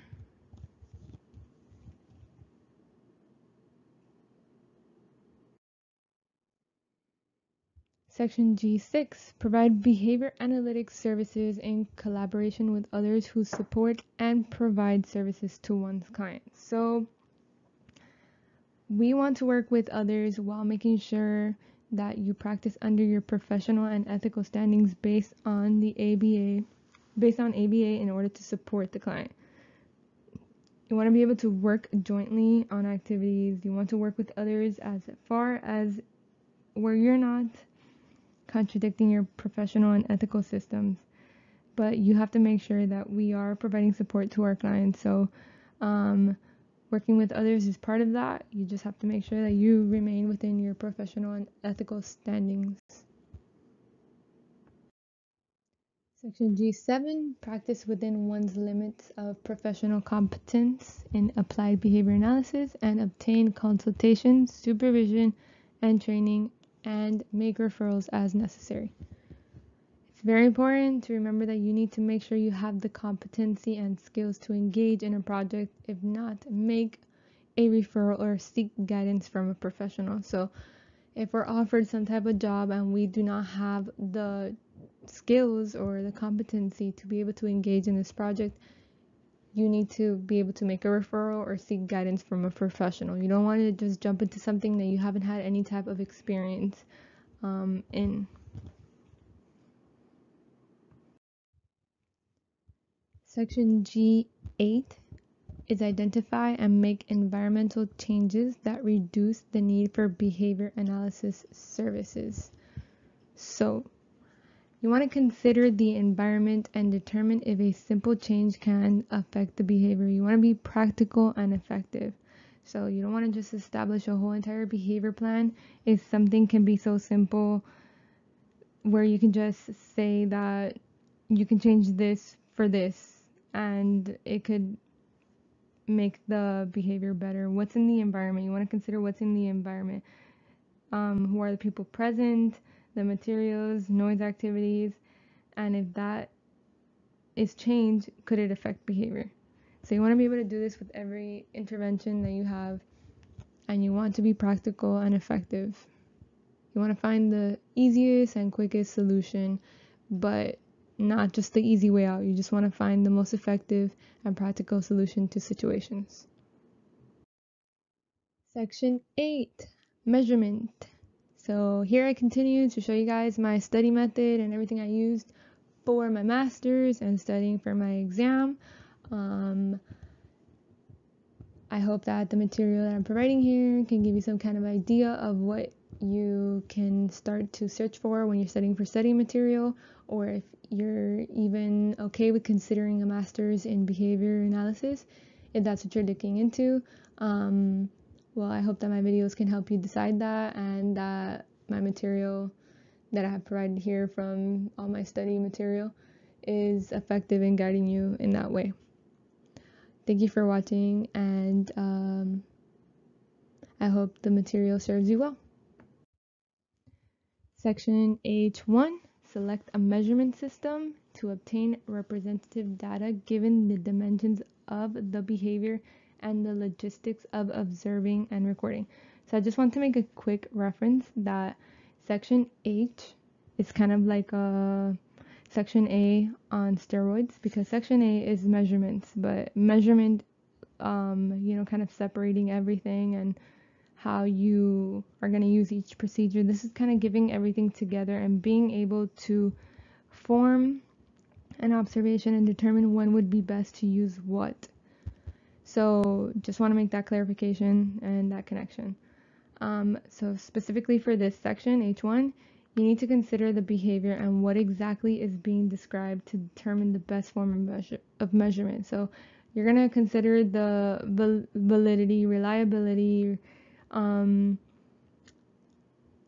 accuracy. You're going to be thinking about all the different types of measurement procedures and what they're specifically used for.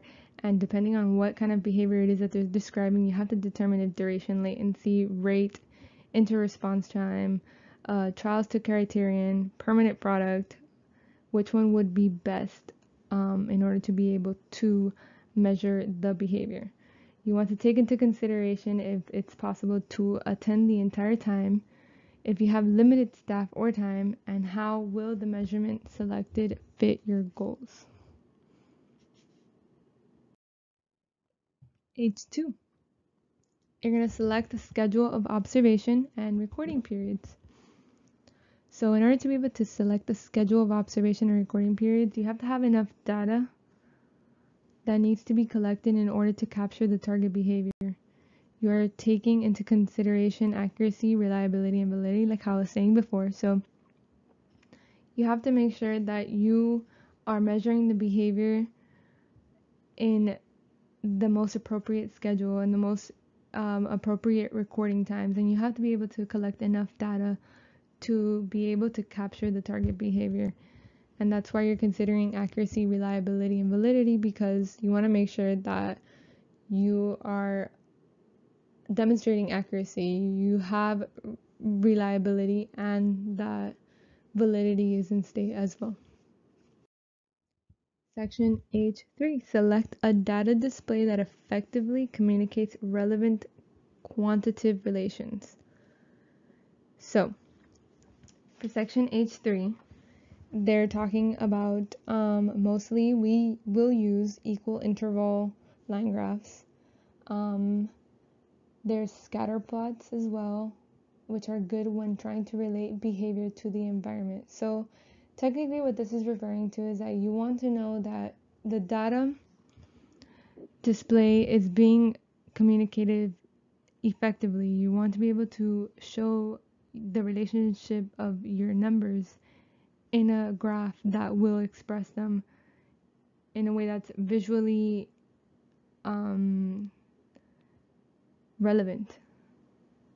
So you just have to be able to take into consideration all the different measurement procedures, all the different graphs, and what it is that they do and what it is that they specifically measure. Section H4 is evaluate changes in level, trend, and variability. So using a line graph is the best way to be able to see level, trend, and variability. So you want to make sure that you understand level means high, moderate, or low. So if you're looking at a graph, you want to know if the data points are at a high level, a moderate level, or if they're low. When you're looking at a trend, you want to see if the data points are accelerating, so going up, or they're decelerating, going down, increasing, decreasing, or if there's no trend. So we're looking at the points here and how they stand on the graph in general. And very importantly, you want to look at variability. So how stable the data is, if it's stable or not. So how far away are the data points from one another? If we have data points going up and down all over the place and there's no stability, the data points are too far apart from each other, then we don't have stable data, we have unstable data. And that could signify something to our measurement and what we have to fix, or where we have to continue recording or if the treatment that we're implementing is working or not.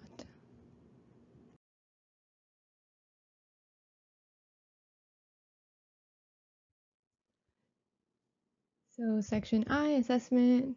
Here I'll be sharing my study material and the things that I used and learned while I was doing my master's program. I hope my study material helps you guys and guides you in the right direction on what you can study and more or less where to direct your studying when you do begin studying, or if you do start to pursue a master's in behavior analysis. Section I-1, define behavior in observable and measurable terms. So you want to be able to describe the behavior exactly how it is happening. The action that the individual is engaging in that can be recorded using a measurement procedure. You want to avoid mentalistic terms. You want to look at what is the person doing and what does the behavior look like. So typography. Section I-2, define environmental variables in observable and measurable terms. This section focuses on environmental variables, so what is going on in the individual environment? What does the setting look like? How do the other individuals' behavior influence the target individual's behavior? Here we're talking about something like descriptive assessments, ABC analysis.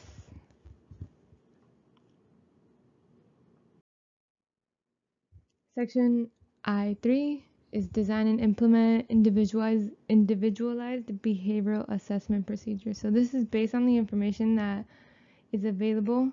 You need to be able to decide what it is that you're going to do, how, what type of procedures it is that you're going to implement. You have to remember that these plans have to be individualized. You should not use what is cheapest or what someone wants or what you've done before. This has to be a plan that's completely assigned to one individual, that is individualized for that one particular person. It's special just for them. Okay, section I-4, design and implement the full range of functional assessment procedures. So here, once again, I used a table, a diagram that I think would be most useful to understand the functional assessment procedures, because they do get a little bit confusing sometimes, and this was like the best way for me to really make the difference between all of them. So functional assessment procedures are assessments that are conducted in order to assess the why the behavior occurs. It's the procedures that we use to be able to generate a hypothesis. So when we're looking at these procedures, we're going to be looking at indirect assessment, which are going to sit way at the bottom of the pyramid, and they're the easiest. They yield the least precise information though, but they're the easiest to obtain. So indirect assessments are when we gather information from others by doing rating scales, checklists, structured interviews such as FAST, MAS, MARS, PBQ, QABF. They have little reliability. Those are indirect assessments. Next, we're going to look at the descriptive direct assessments. So that's in the middle of the pyramid. They're not as easy to implement, and they provide us with a little more precise information compared to the indirect assessments. So these are direct observations in natural conditions. They're approximations of functional analysis, and there's 3 data collection methods. There's ABC, continuous recording, ABC, narrative recording, and scatter plot. These may reveal environmental events that could be effective in understanding the reason why the behavior is occurring. So ABC continuous recording, you just have to know that ABC continuous recording, ABC narrative recording, and pattern analysis, aka scatter plot, are a little bit different. So just so you guys can get an idea of how they're different. ABC continuous recording refers to a specified period of time. So you're going to be recording the occurrences of behavior and selected environmental events within natural routine during a specified period of time. Then we're talking about ABC narrative recording, which is also known as sequence analysis. And this data is only going to be recorded when the behavior of interest is observed. So recording is open-ended. It's less time-consuming than continuous. The disadvantages with this type of recording is that identifying behavioral function is not established. It may give false positives, and reliability is low. Next, we have the scatter plot, aka pattern analysis, and this is recording extent to which behavior occurs more often at particular times than others. So this is where you're going to be analyzing patterns of temporal distribution of behavior and the events that occur at that time. It's usually useful to pinpoint the times to implement more focused ABC assessments. So usually you would incorporate a scatter plot first to determine more or less the time frame, and then you would continue on to a more elaborate ABC recording method. So those were the descriptive direct assessments. Lastly, we have the functional analysis. So this is at the tippy top of the pyramid. This is the hardest to conduct, but it yields the most precise information. Other names for functional analysis is FA, analog assessment, and experimental analysis. So what this tippy top part of the pyramid does is that it confirms hypotheses. It demonstrates functional relationship between behavior and environmental events. It demonstrates antecedents and consequences as being manipulated. Here you're going to be able to have 3 test conditions and 1 control. So this is where you're going to be testing attention, escape, alone condition, and the control, which is play. So where no conditions are placed, the individual is being able to do whatever it is that they want. And it shows a visual inspection of a graph, and it takes time and effort and expertise to be able to implement this type of analysis. There's also a brief FA, which is where you would implement all of them at the same time instead of one by one, which is usually how functional analysis is done. But a brief FA, functional analysis, would be implementing all the conditions at the same time to be able to not have to waste so much time implementing them individually. I5, organize, analyze, and interpret observed data. So you want to be able to organize your data into readable formats. You're looking for patterns in the data, and you want to be able to draw conclusions from those patterns that you're observing in the data. So you have to be really good at visually seeing a graph and interpreting the information that's on it and what it is that should be done based on the information on the data.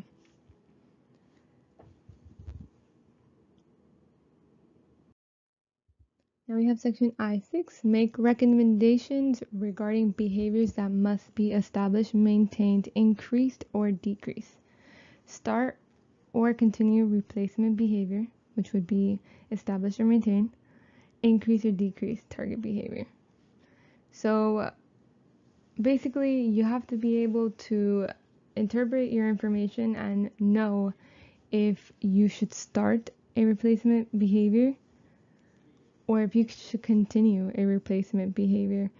So if it's something that's been established, or if the behavior should continue to be maintained. And also you should be able to determine an increase or decrease in target behavior based on the information that you're reading.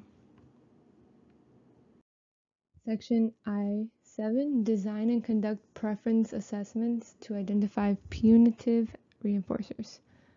So we had discussed preference assessments before, so I'm just gonna smoothly go over the indirect assessment, trial-based methods, and free operant observations. But we went over this when we discussed choice measures in section A, I believe.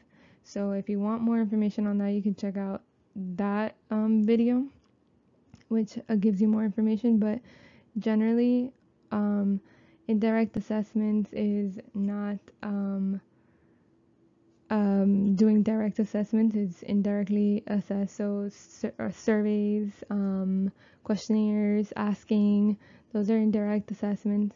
And there's trial-based methods, which is array. This is when you have single, paired choice, or multiple choice or multiple array, where you could provide various different stimulus to the individual and they choose, and then you either include the replacement or you don't include it. Then there's single, which is you just present one, and then there's paired choice where you present two and their choice is basically forced, so that's why it's also known as forced choice. And there's free operant observation, which is kind of like a naturalistic teaching procedure, and you follow the individual around and you identify their potential reinforcers in their natural environment and how much time they engage with each object. Finally, we've hit section J, intervention.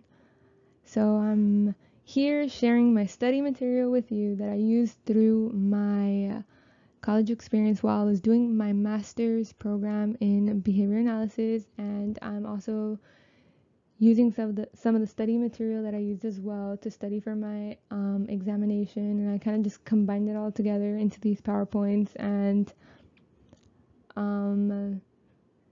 just to give you guys some hints and some ideas on study methods that you guys can use and more or less where to start if you have no idea where to start for studying.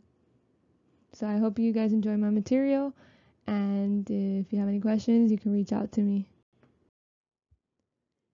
Section J1, state intervention goals in observable and measurable terms. So here we have the section that focuses on goals, which indicates focusing on what the client will do. You must address the function directly. So for this particular session, oh my goodness, we're talking about what the client will do. So once you create this whole intervention, what is it that the client will do? What are the goals? What is the end goal? What is the game plan? So you need to look for what they are doing directly to work on reaching the goals, not focus on what the client will decrease or not do. So just make sure that when you're referring to intervention goals, you're looking at what they are gonna do, not what they will not do or decrease. Section J2, identify potential interventions based on assessment results and the best available scientific evidence. So all of our information has to be based on scientifically researched evidence, of course, as behavior analytic. So if there's scientific evidence of a particular intervention that works for whatever problem it is that you've identified, you should consider possibly maybe using it.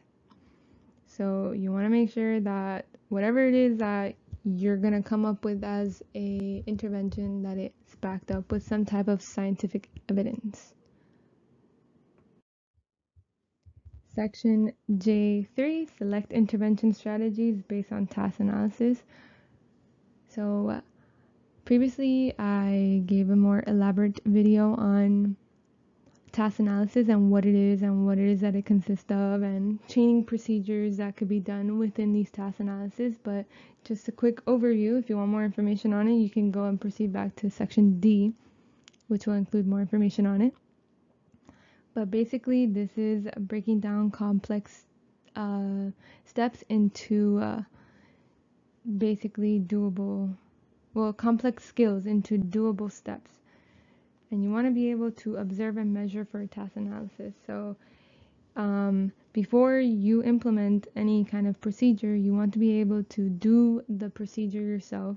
If you're using a task analysis, you want to be able to observe a competent individual doing the procedure, or you want to be able to refer to someone that could give you guidance on if the procedure you're trying to implement works or not, or you could do it yourself. You want to make sure that the task analysis that you're conducting with the steps is going to be appropriate for whatever intervention strategy you're going to be using. Section J4, select intervention strategies based on client preferences. If a mention to the client's preference is made, then it should be used when selecting intervention strategies that best fit the client. So it's really important to understand client preferences and that our behavioral strategies our intervention strategies need to be able to work around these client preferences. The best strategy and the best intervention strategy that will be conducted will be one that includes the client's preferences, because the client will be more willing to work for whatever it is that you're trying to implement if it's something along with their preferences. So you want to make sure that you're taking the client's preferences into consideration whenever you're conducting these intervention strategies. Section J5, select intervention strategies based on the client's current repertoires. It's important that we consider the client's current repertoires. What is it that the client is able to do? What can they not do? What is it that they're good at? And what do they need a little bit more guidance on so we can maximize their potential in that area? But you want to be able to use what a client can do or a component skill instead of just establishing something completely new off rip. Sometimes building on a skill that the individual already has is easier than making up a whole new skill. We want to be able to work with what they do know how to do. So we want to limit frustration, and the best way to do that is working with what they currently have in their area of knowledge and building on it. So here we have section J6, select intervention strategies based on supporting environments. What behavior do the environmental conditions describe and support?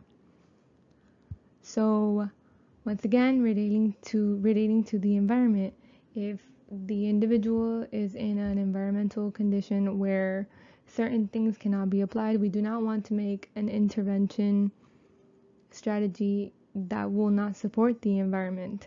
We want to know what kind of conditions the individual lives in, and we want to work around that to be able to make our interventions plan, because we want to make an intervention plan that's going to stick. We want to make an intervention plan that's going to be practical and effective for all the other people that are going to be involved in the client's intervention goals. So what is it that the environmental conditions describe, and how can we support this environment? What can we implement? What works? What does not? This is elaborating more. So section J7, select intervention strategies based on environmental and resource constraints. So what do the environmental conditions describe, not support? So here we're talking about what do the environmental conditions describe, not support. What do they not support? What can we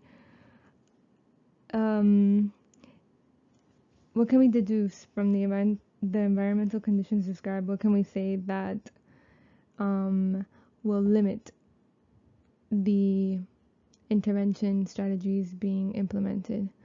And that needs to be considered as well. If money is an issue, if we don't have enough people, enough staff members to be able to implement this kind of intervention strategy, if not all the individuals in the client's environment can actually assist and help in the intervention strategies, we need to be able to consider all of these variables before we implement an intervention strategy.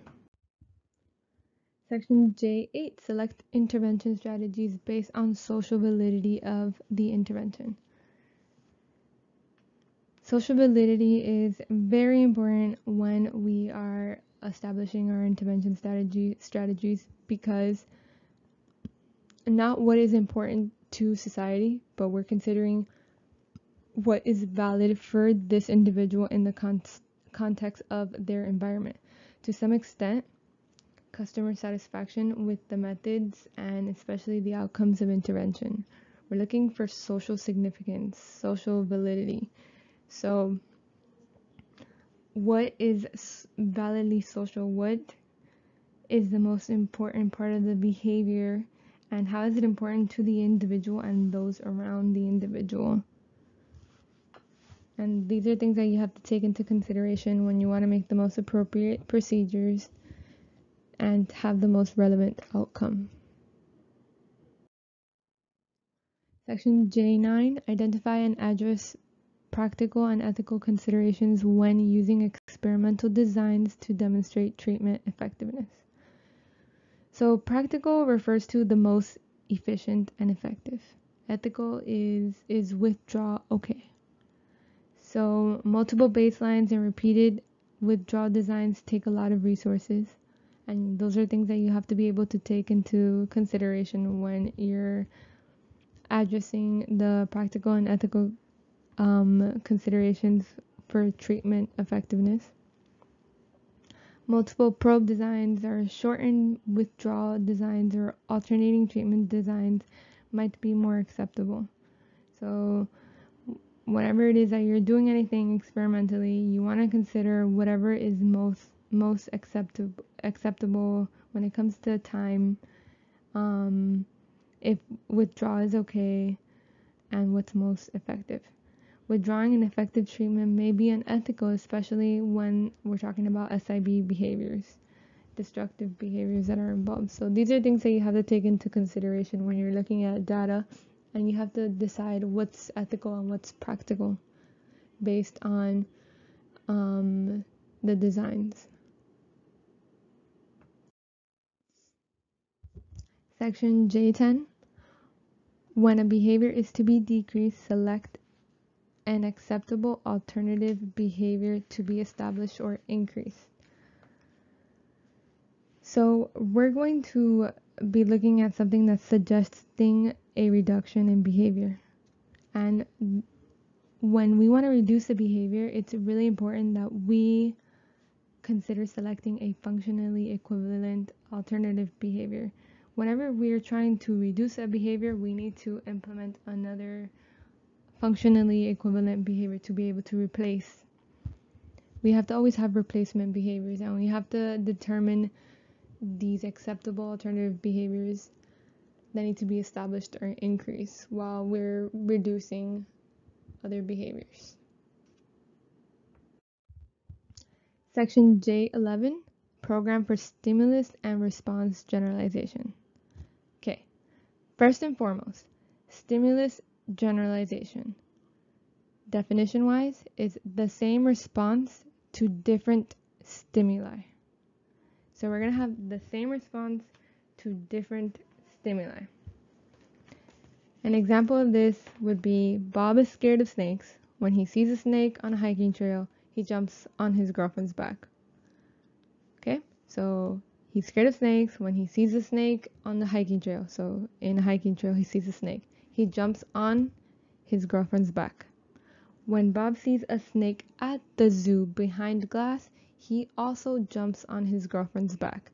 So here we have the same behavior happening within two different conditions. We have two different conditions because we're talking about two different places, and the scenario is different. One is he's seeing it in the hiking trail, so it's like probably close to him, and the other one it's behind glass, but he still results into jumping onto his girlfriend's back.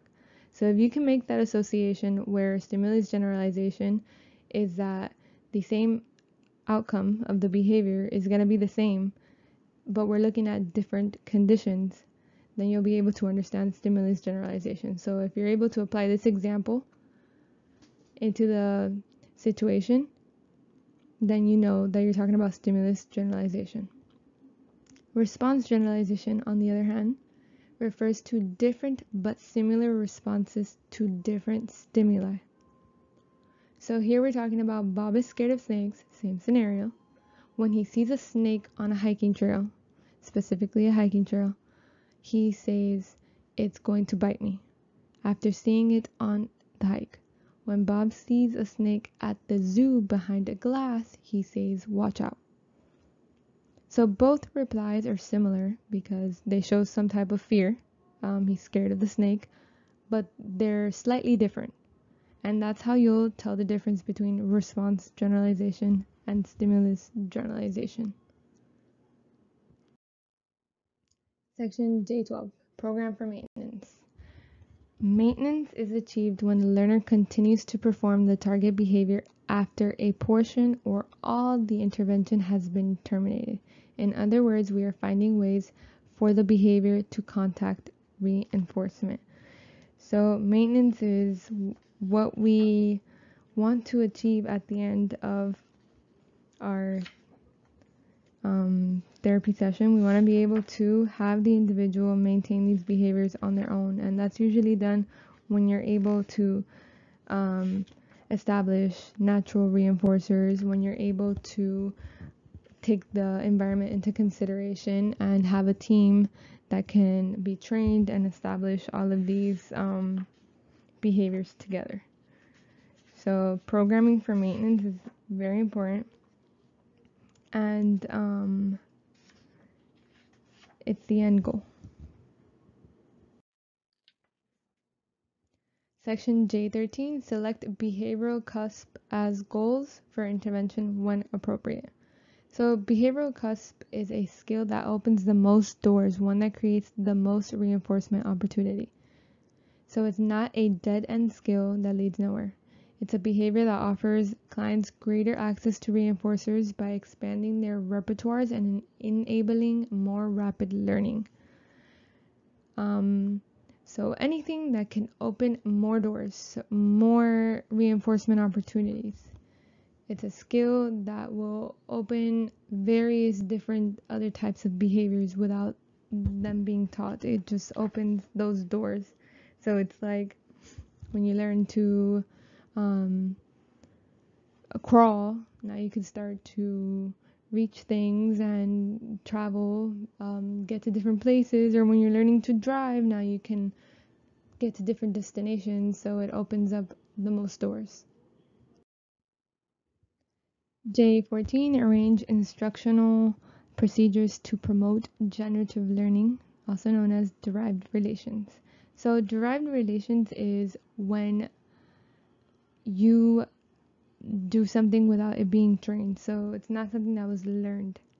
So simply means untrained relations / responses. It's transivity and stimulus equivalence. So it's related to transivity and stimulus equivalence, like how we talked about before, where it's when you have two stimuli that compare to a third.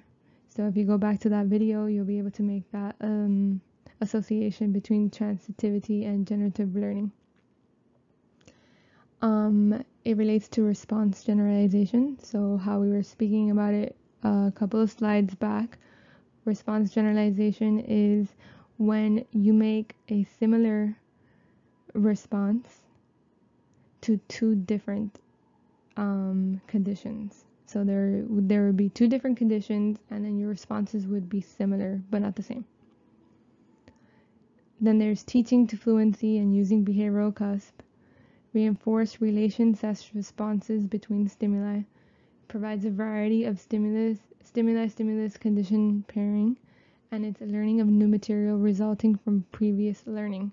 So it's just after you've learned, you've been taught something, you are able to come up with new material based on that learning. So it's not something that opens up, endless doors like how behavioral cusp describes, but it does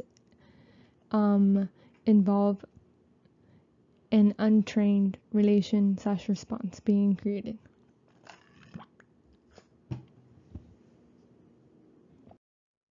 Section J15, base decision making on data displayed in various formats. Here in this section, you want to be able to make a decision based on the visual patterns and features in the data. So you need to be able to visually inspect a graph and decide on what would be the best decision, what would be the best course for us to proceed in this behavior program. And you want to be able to understand the various formats of the data displayed and come up with the decision from this data. So you need to be able to visually interpret data correctly, and based on the measurement section and section B, where we talk about the different designs, the experimental designs, you should be able to use all of that information and apply it to this section to make accurate conclusions. Section K, implementation, management, and supervision. This is the last section of the task list based on the BCaBA. This is my information, my study method, all the stuff that I use more or less, a general PowerPoint of all the information and stuff that I wanted to share with you guys so you guys can have an outlook, an overview on the study material if you're thinking about pursuing your master's in behavior analysis, or just generally if you're trying to study for your board exam and you don't know what to expect. I just wanted to show you guys the information that I brought up together and the stuff that I used to study. Doesn't mean that this is all you'll ever need, because it probably won't be. You'll definitely need to get yourself some study material, but this is what I use and kind of like my general understanding of all the study material and what I use to take my board exam. So I hope you guys enjoy my information. I really do hope that my videos were helpful to some, and thank you for watching. Section K1, provide for ongoing documentation of behavioral services. I usually like to relate majority of the last 3 sections of the task list with the ethical considerations. So all the ethical codes kind of fall into those last 3 sections, because it really does relate a lot to supervision, documentation, and all the ethical concerns that you have to take into consideration. So really reading the ethical codes would be the best to fully understand all of these sections. But once again, here's like a general gist of all the information.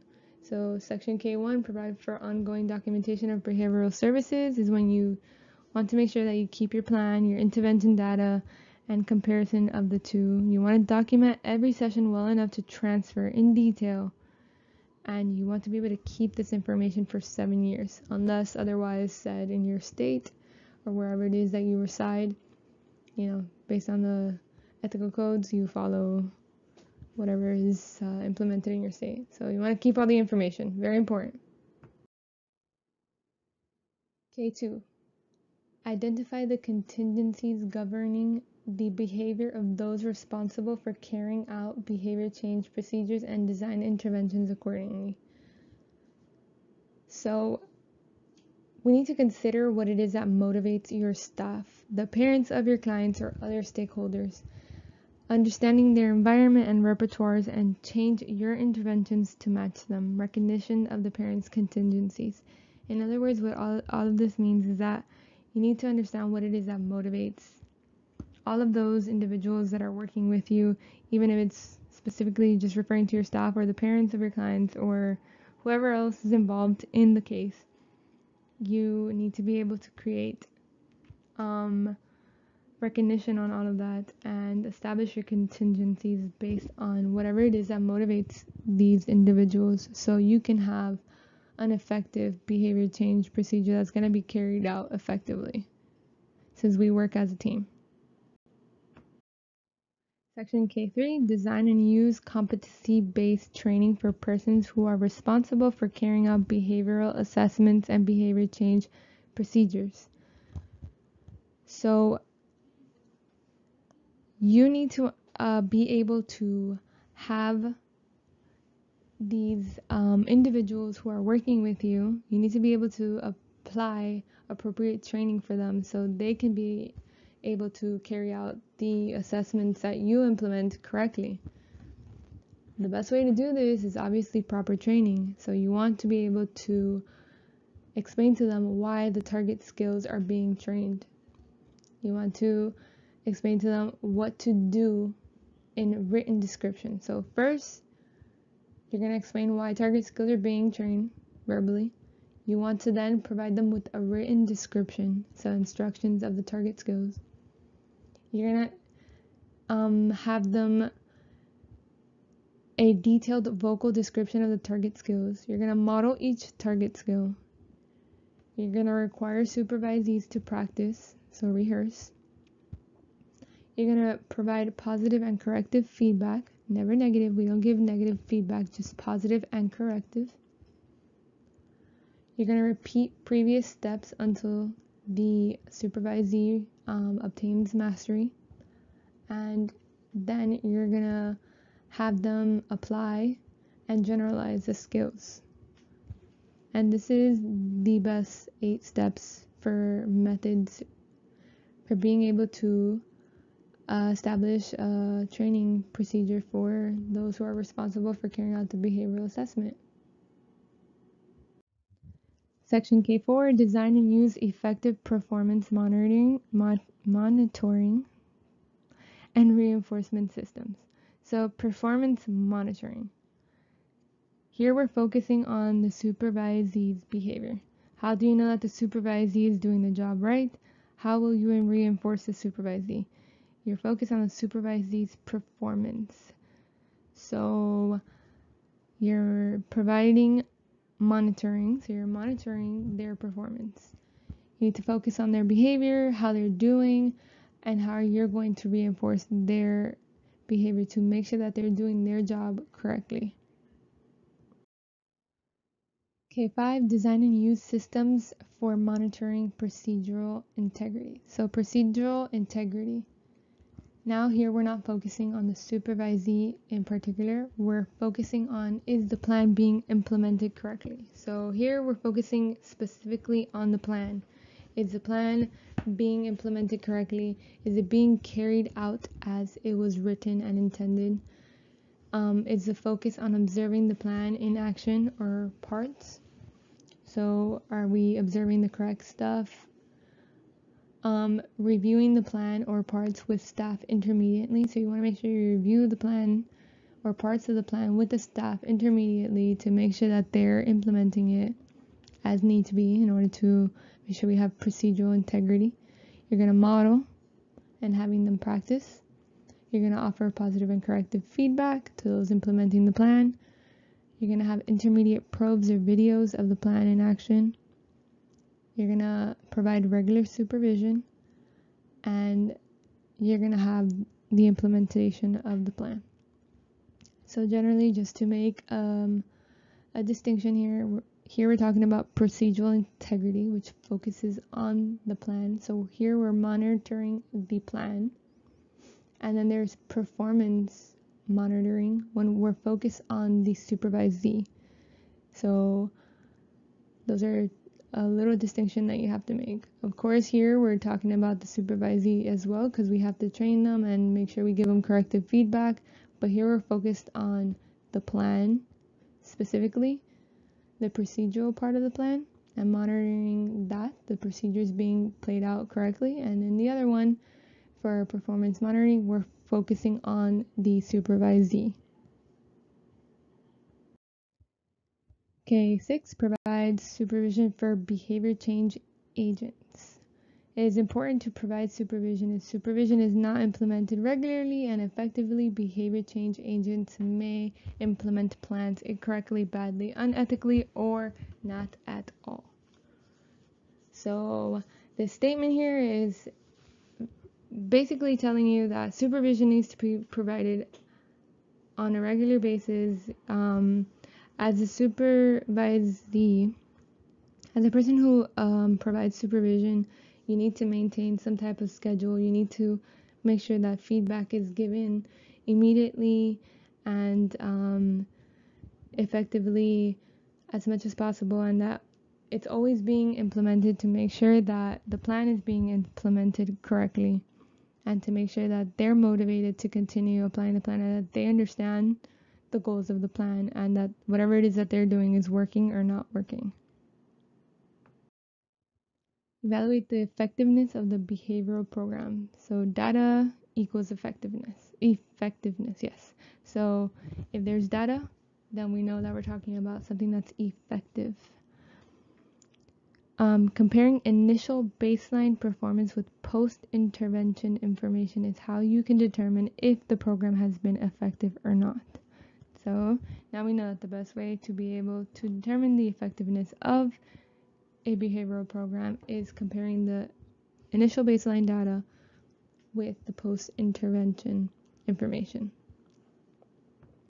Okay, 8, establish support for behavior analytics services from direct and indirect consumers.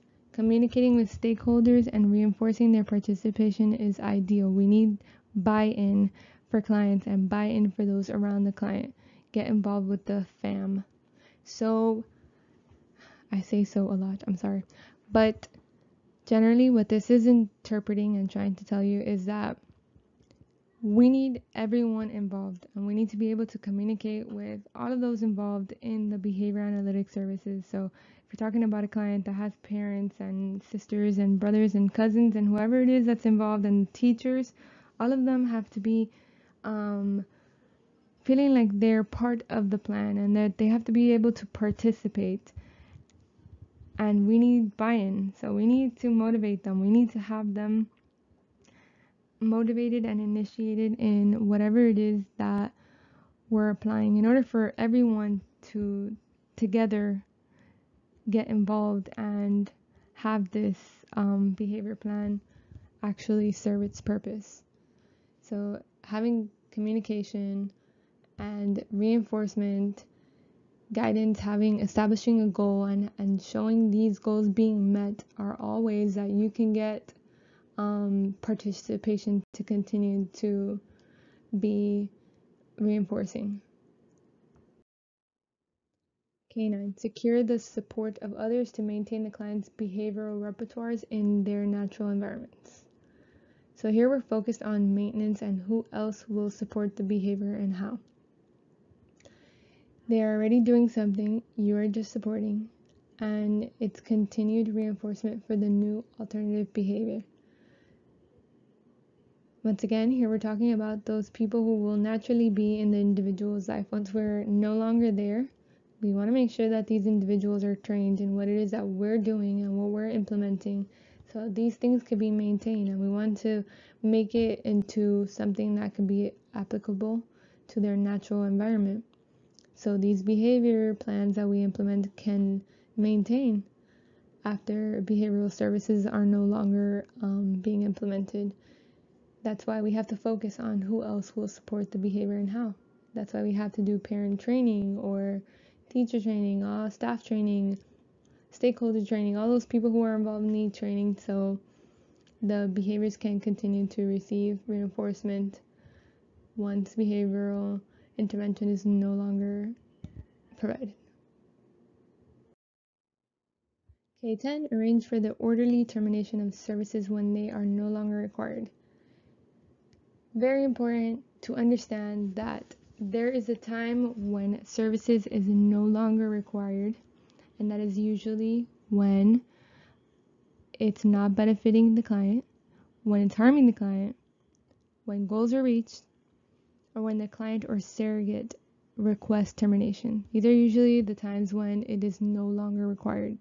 So in order to initiate for orderly termination, everyone involved needs to know that it's coming, and clients have access to resources. So once we're like, okay, bye, peace, we're leaving, everyone needs to be aware that this is happening, but we have to be able to provide them with resources. So hey, check out this webpage, or here, these are places that you could do activities, resources. And you want to provide them with contact information or another behavior analysis contact information, flowcharts, or other informative tips on what to do and when, once you're no longer there and you're terminating the services.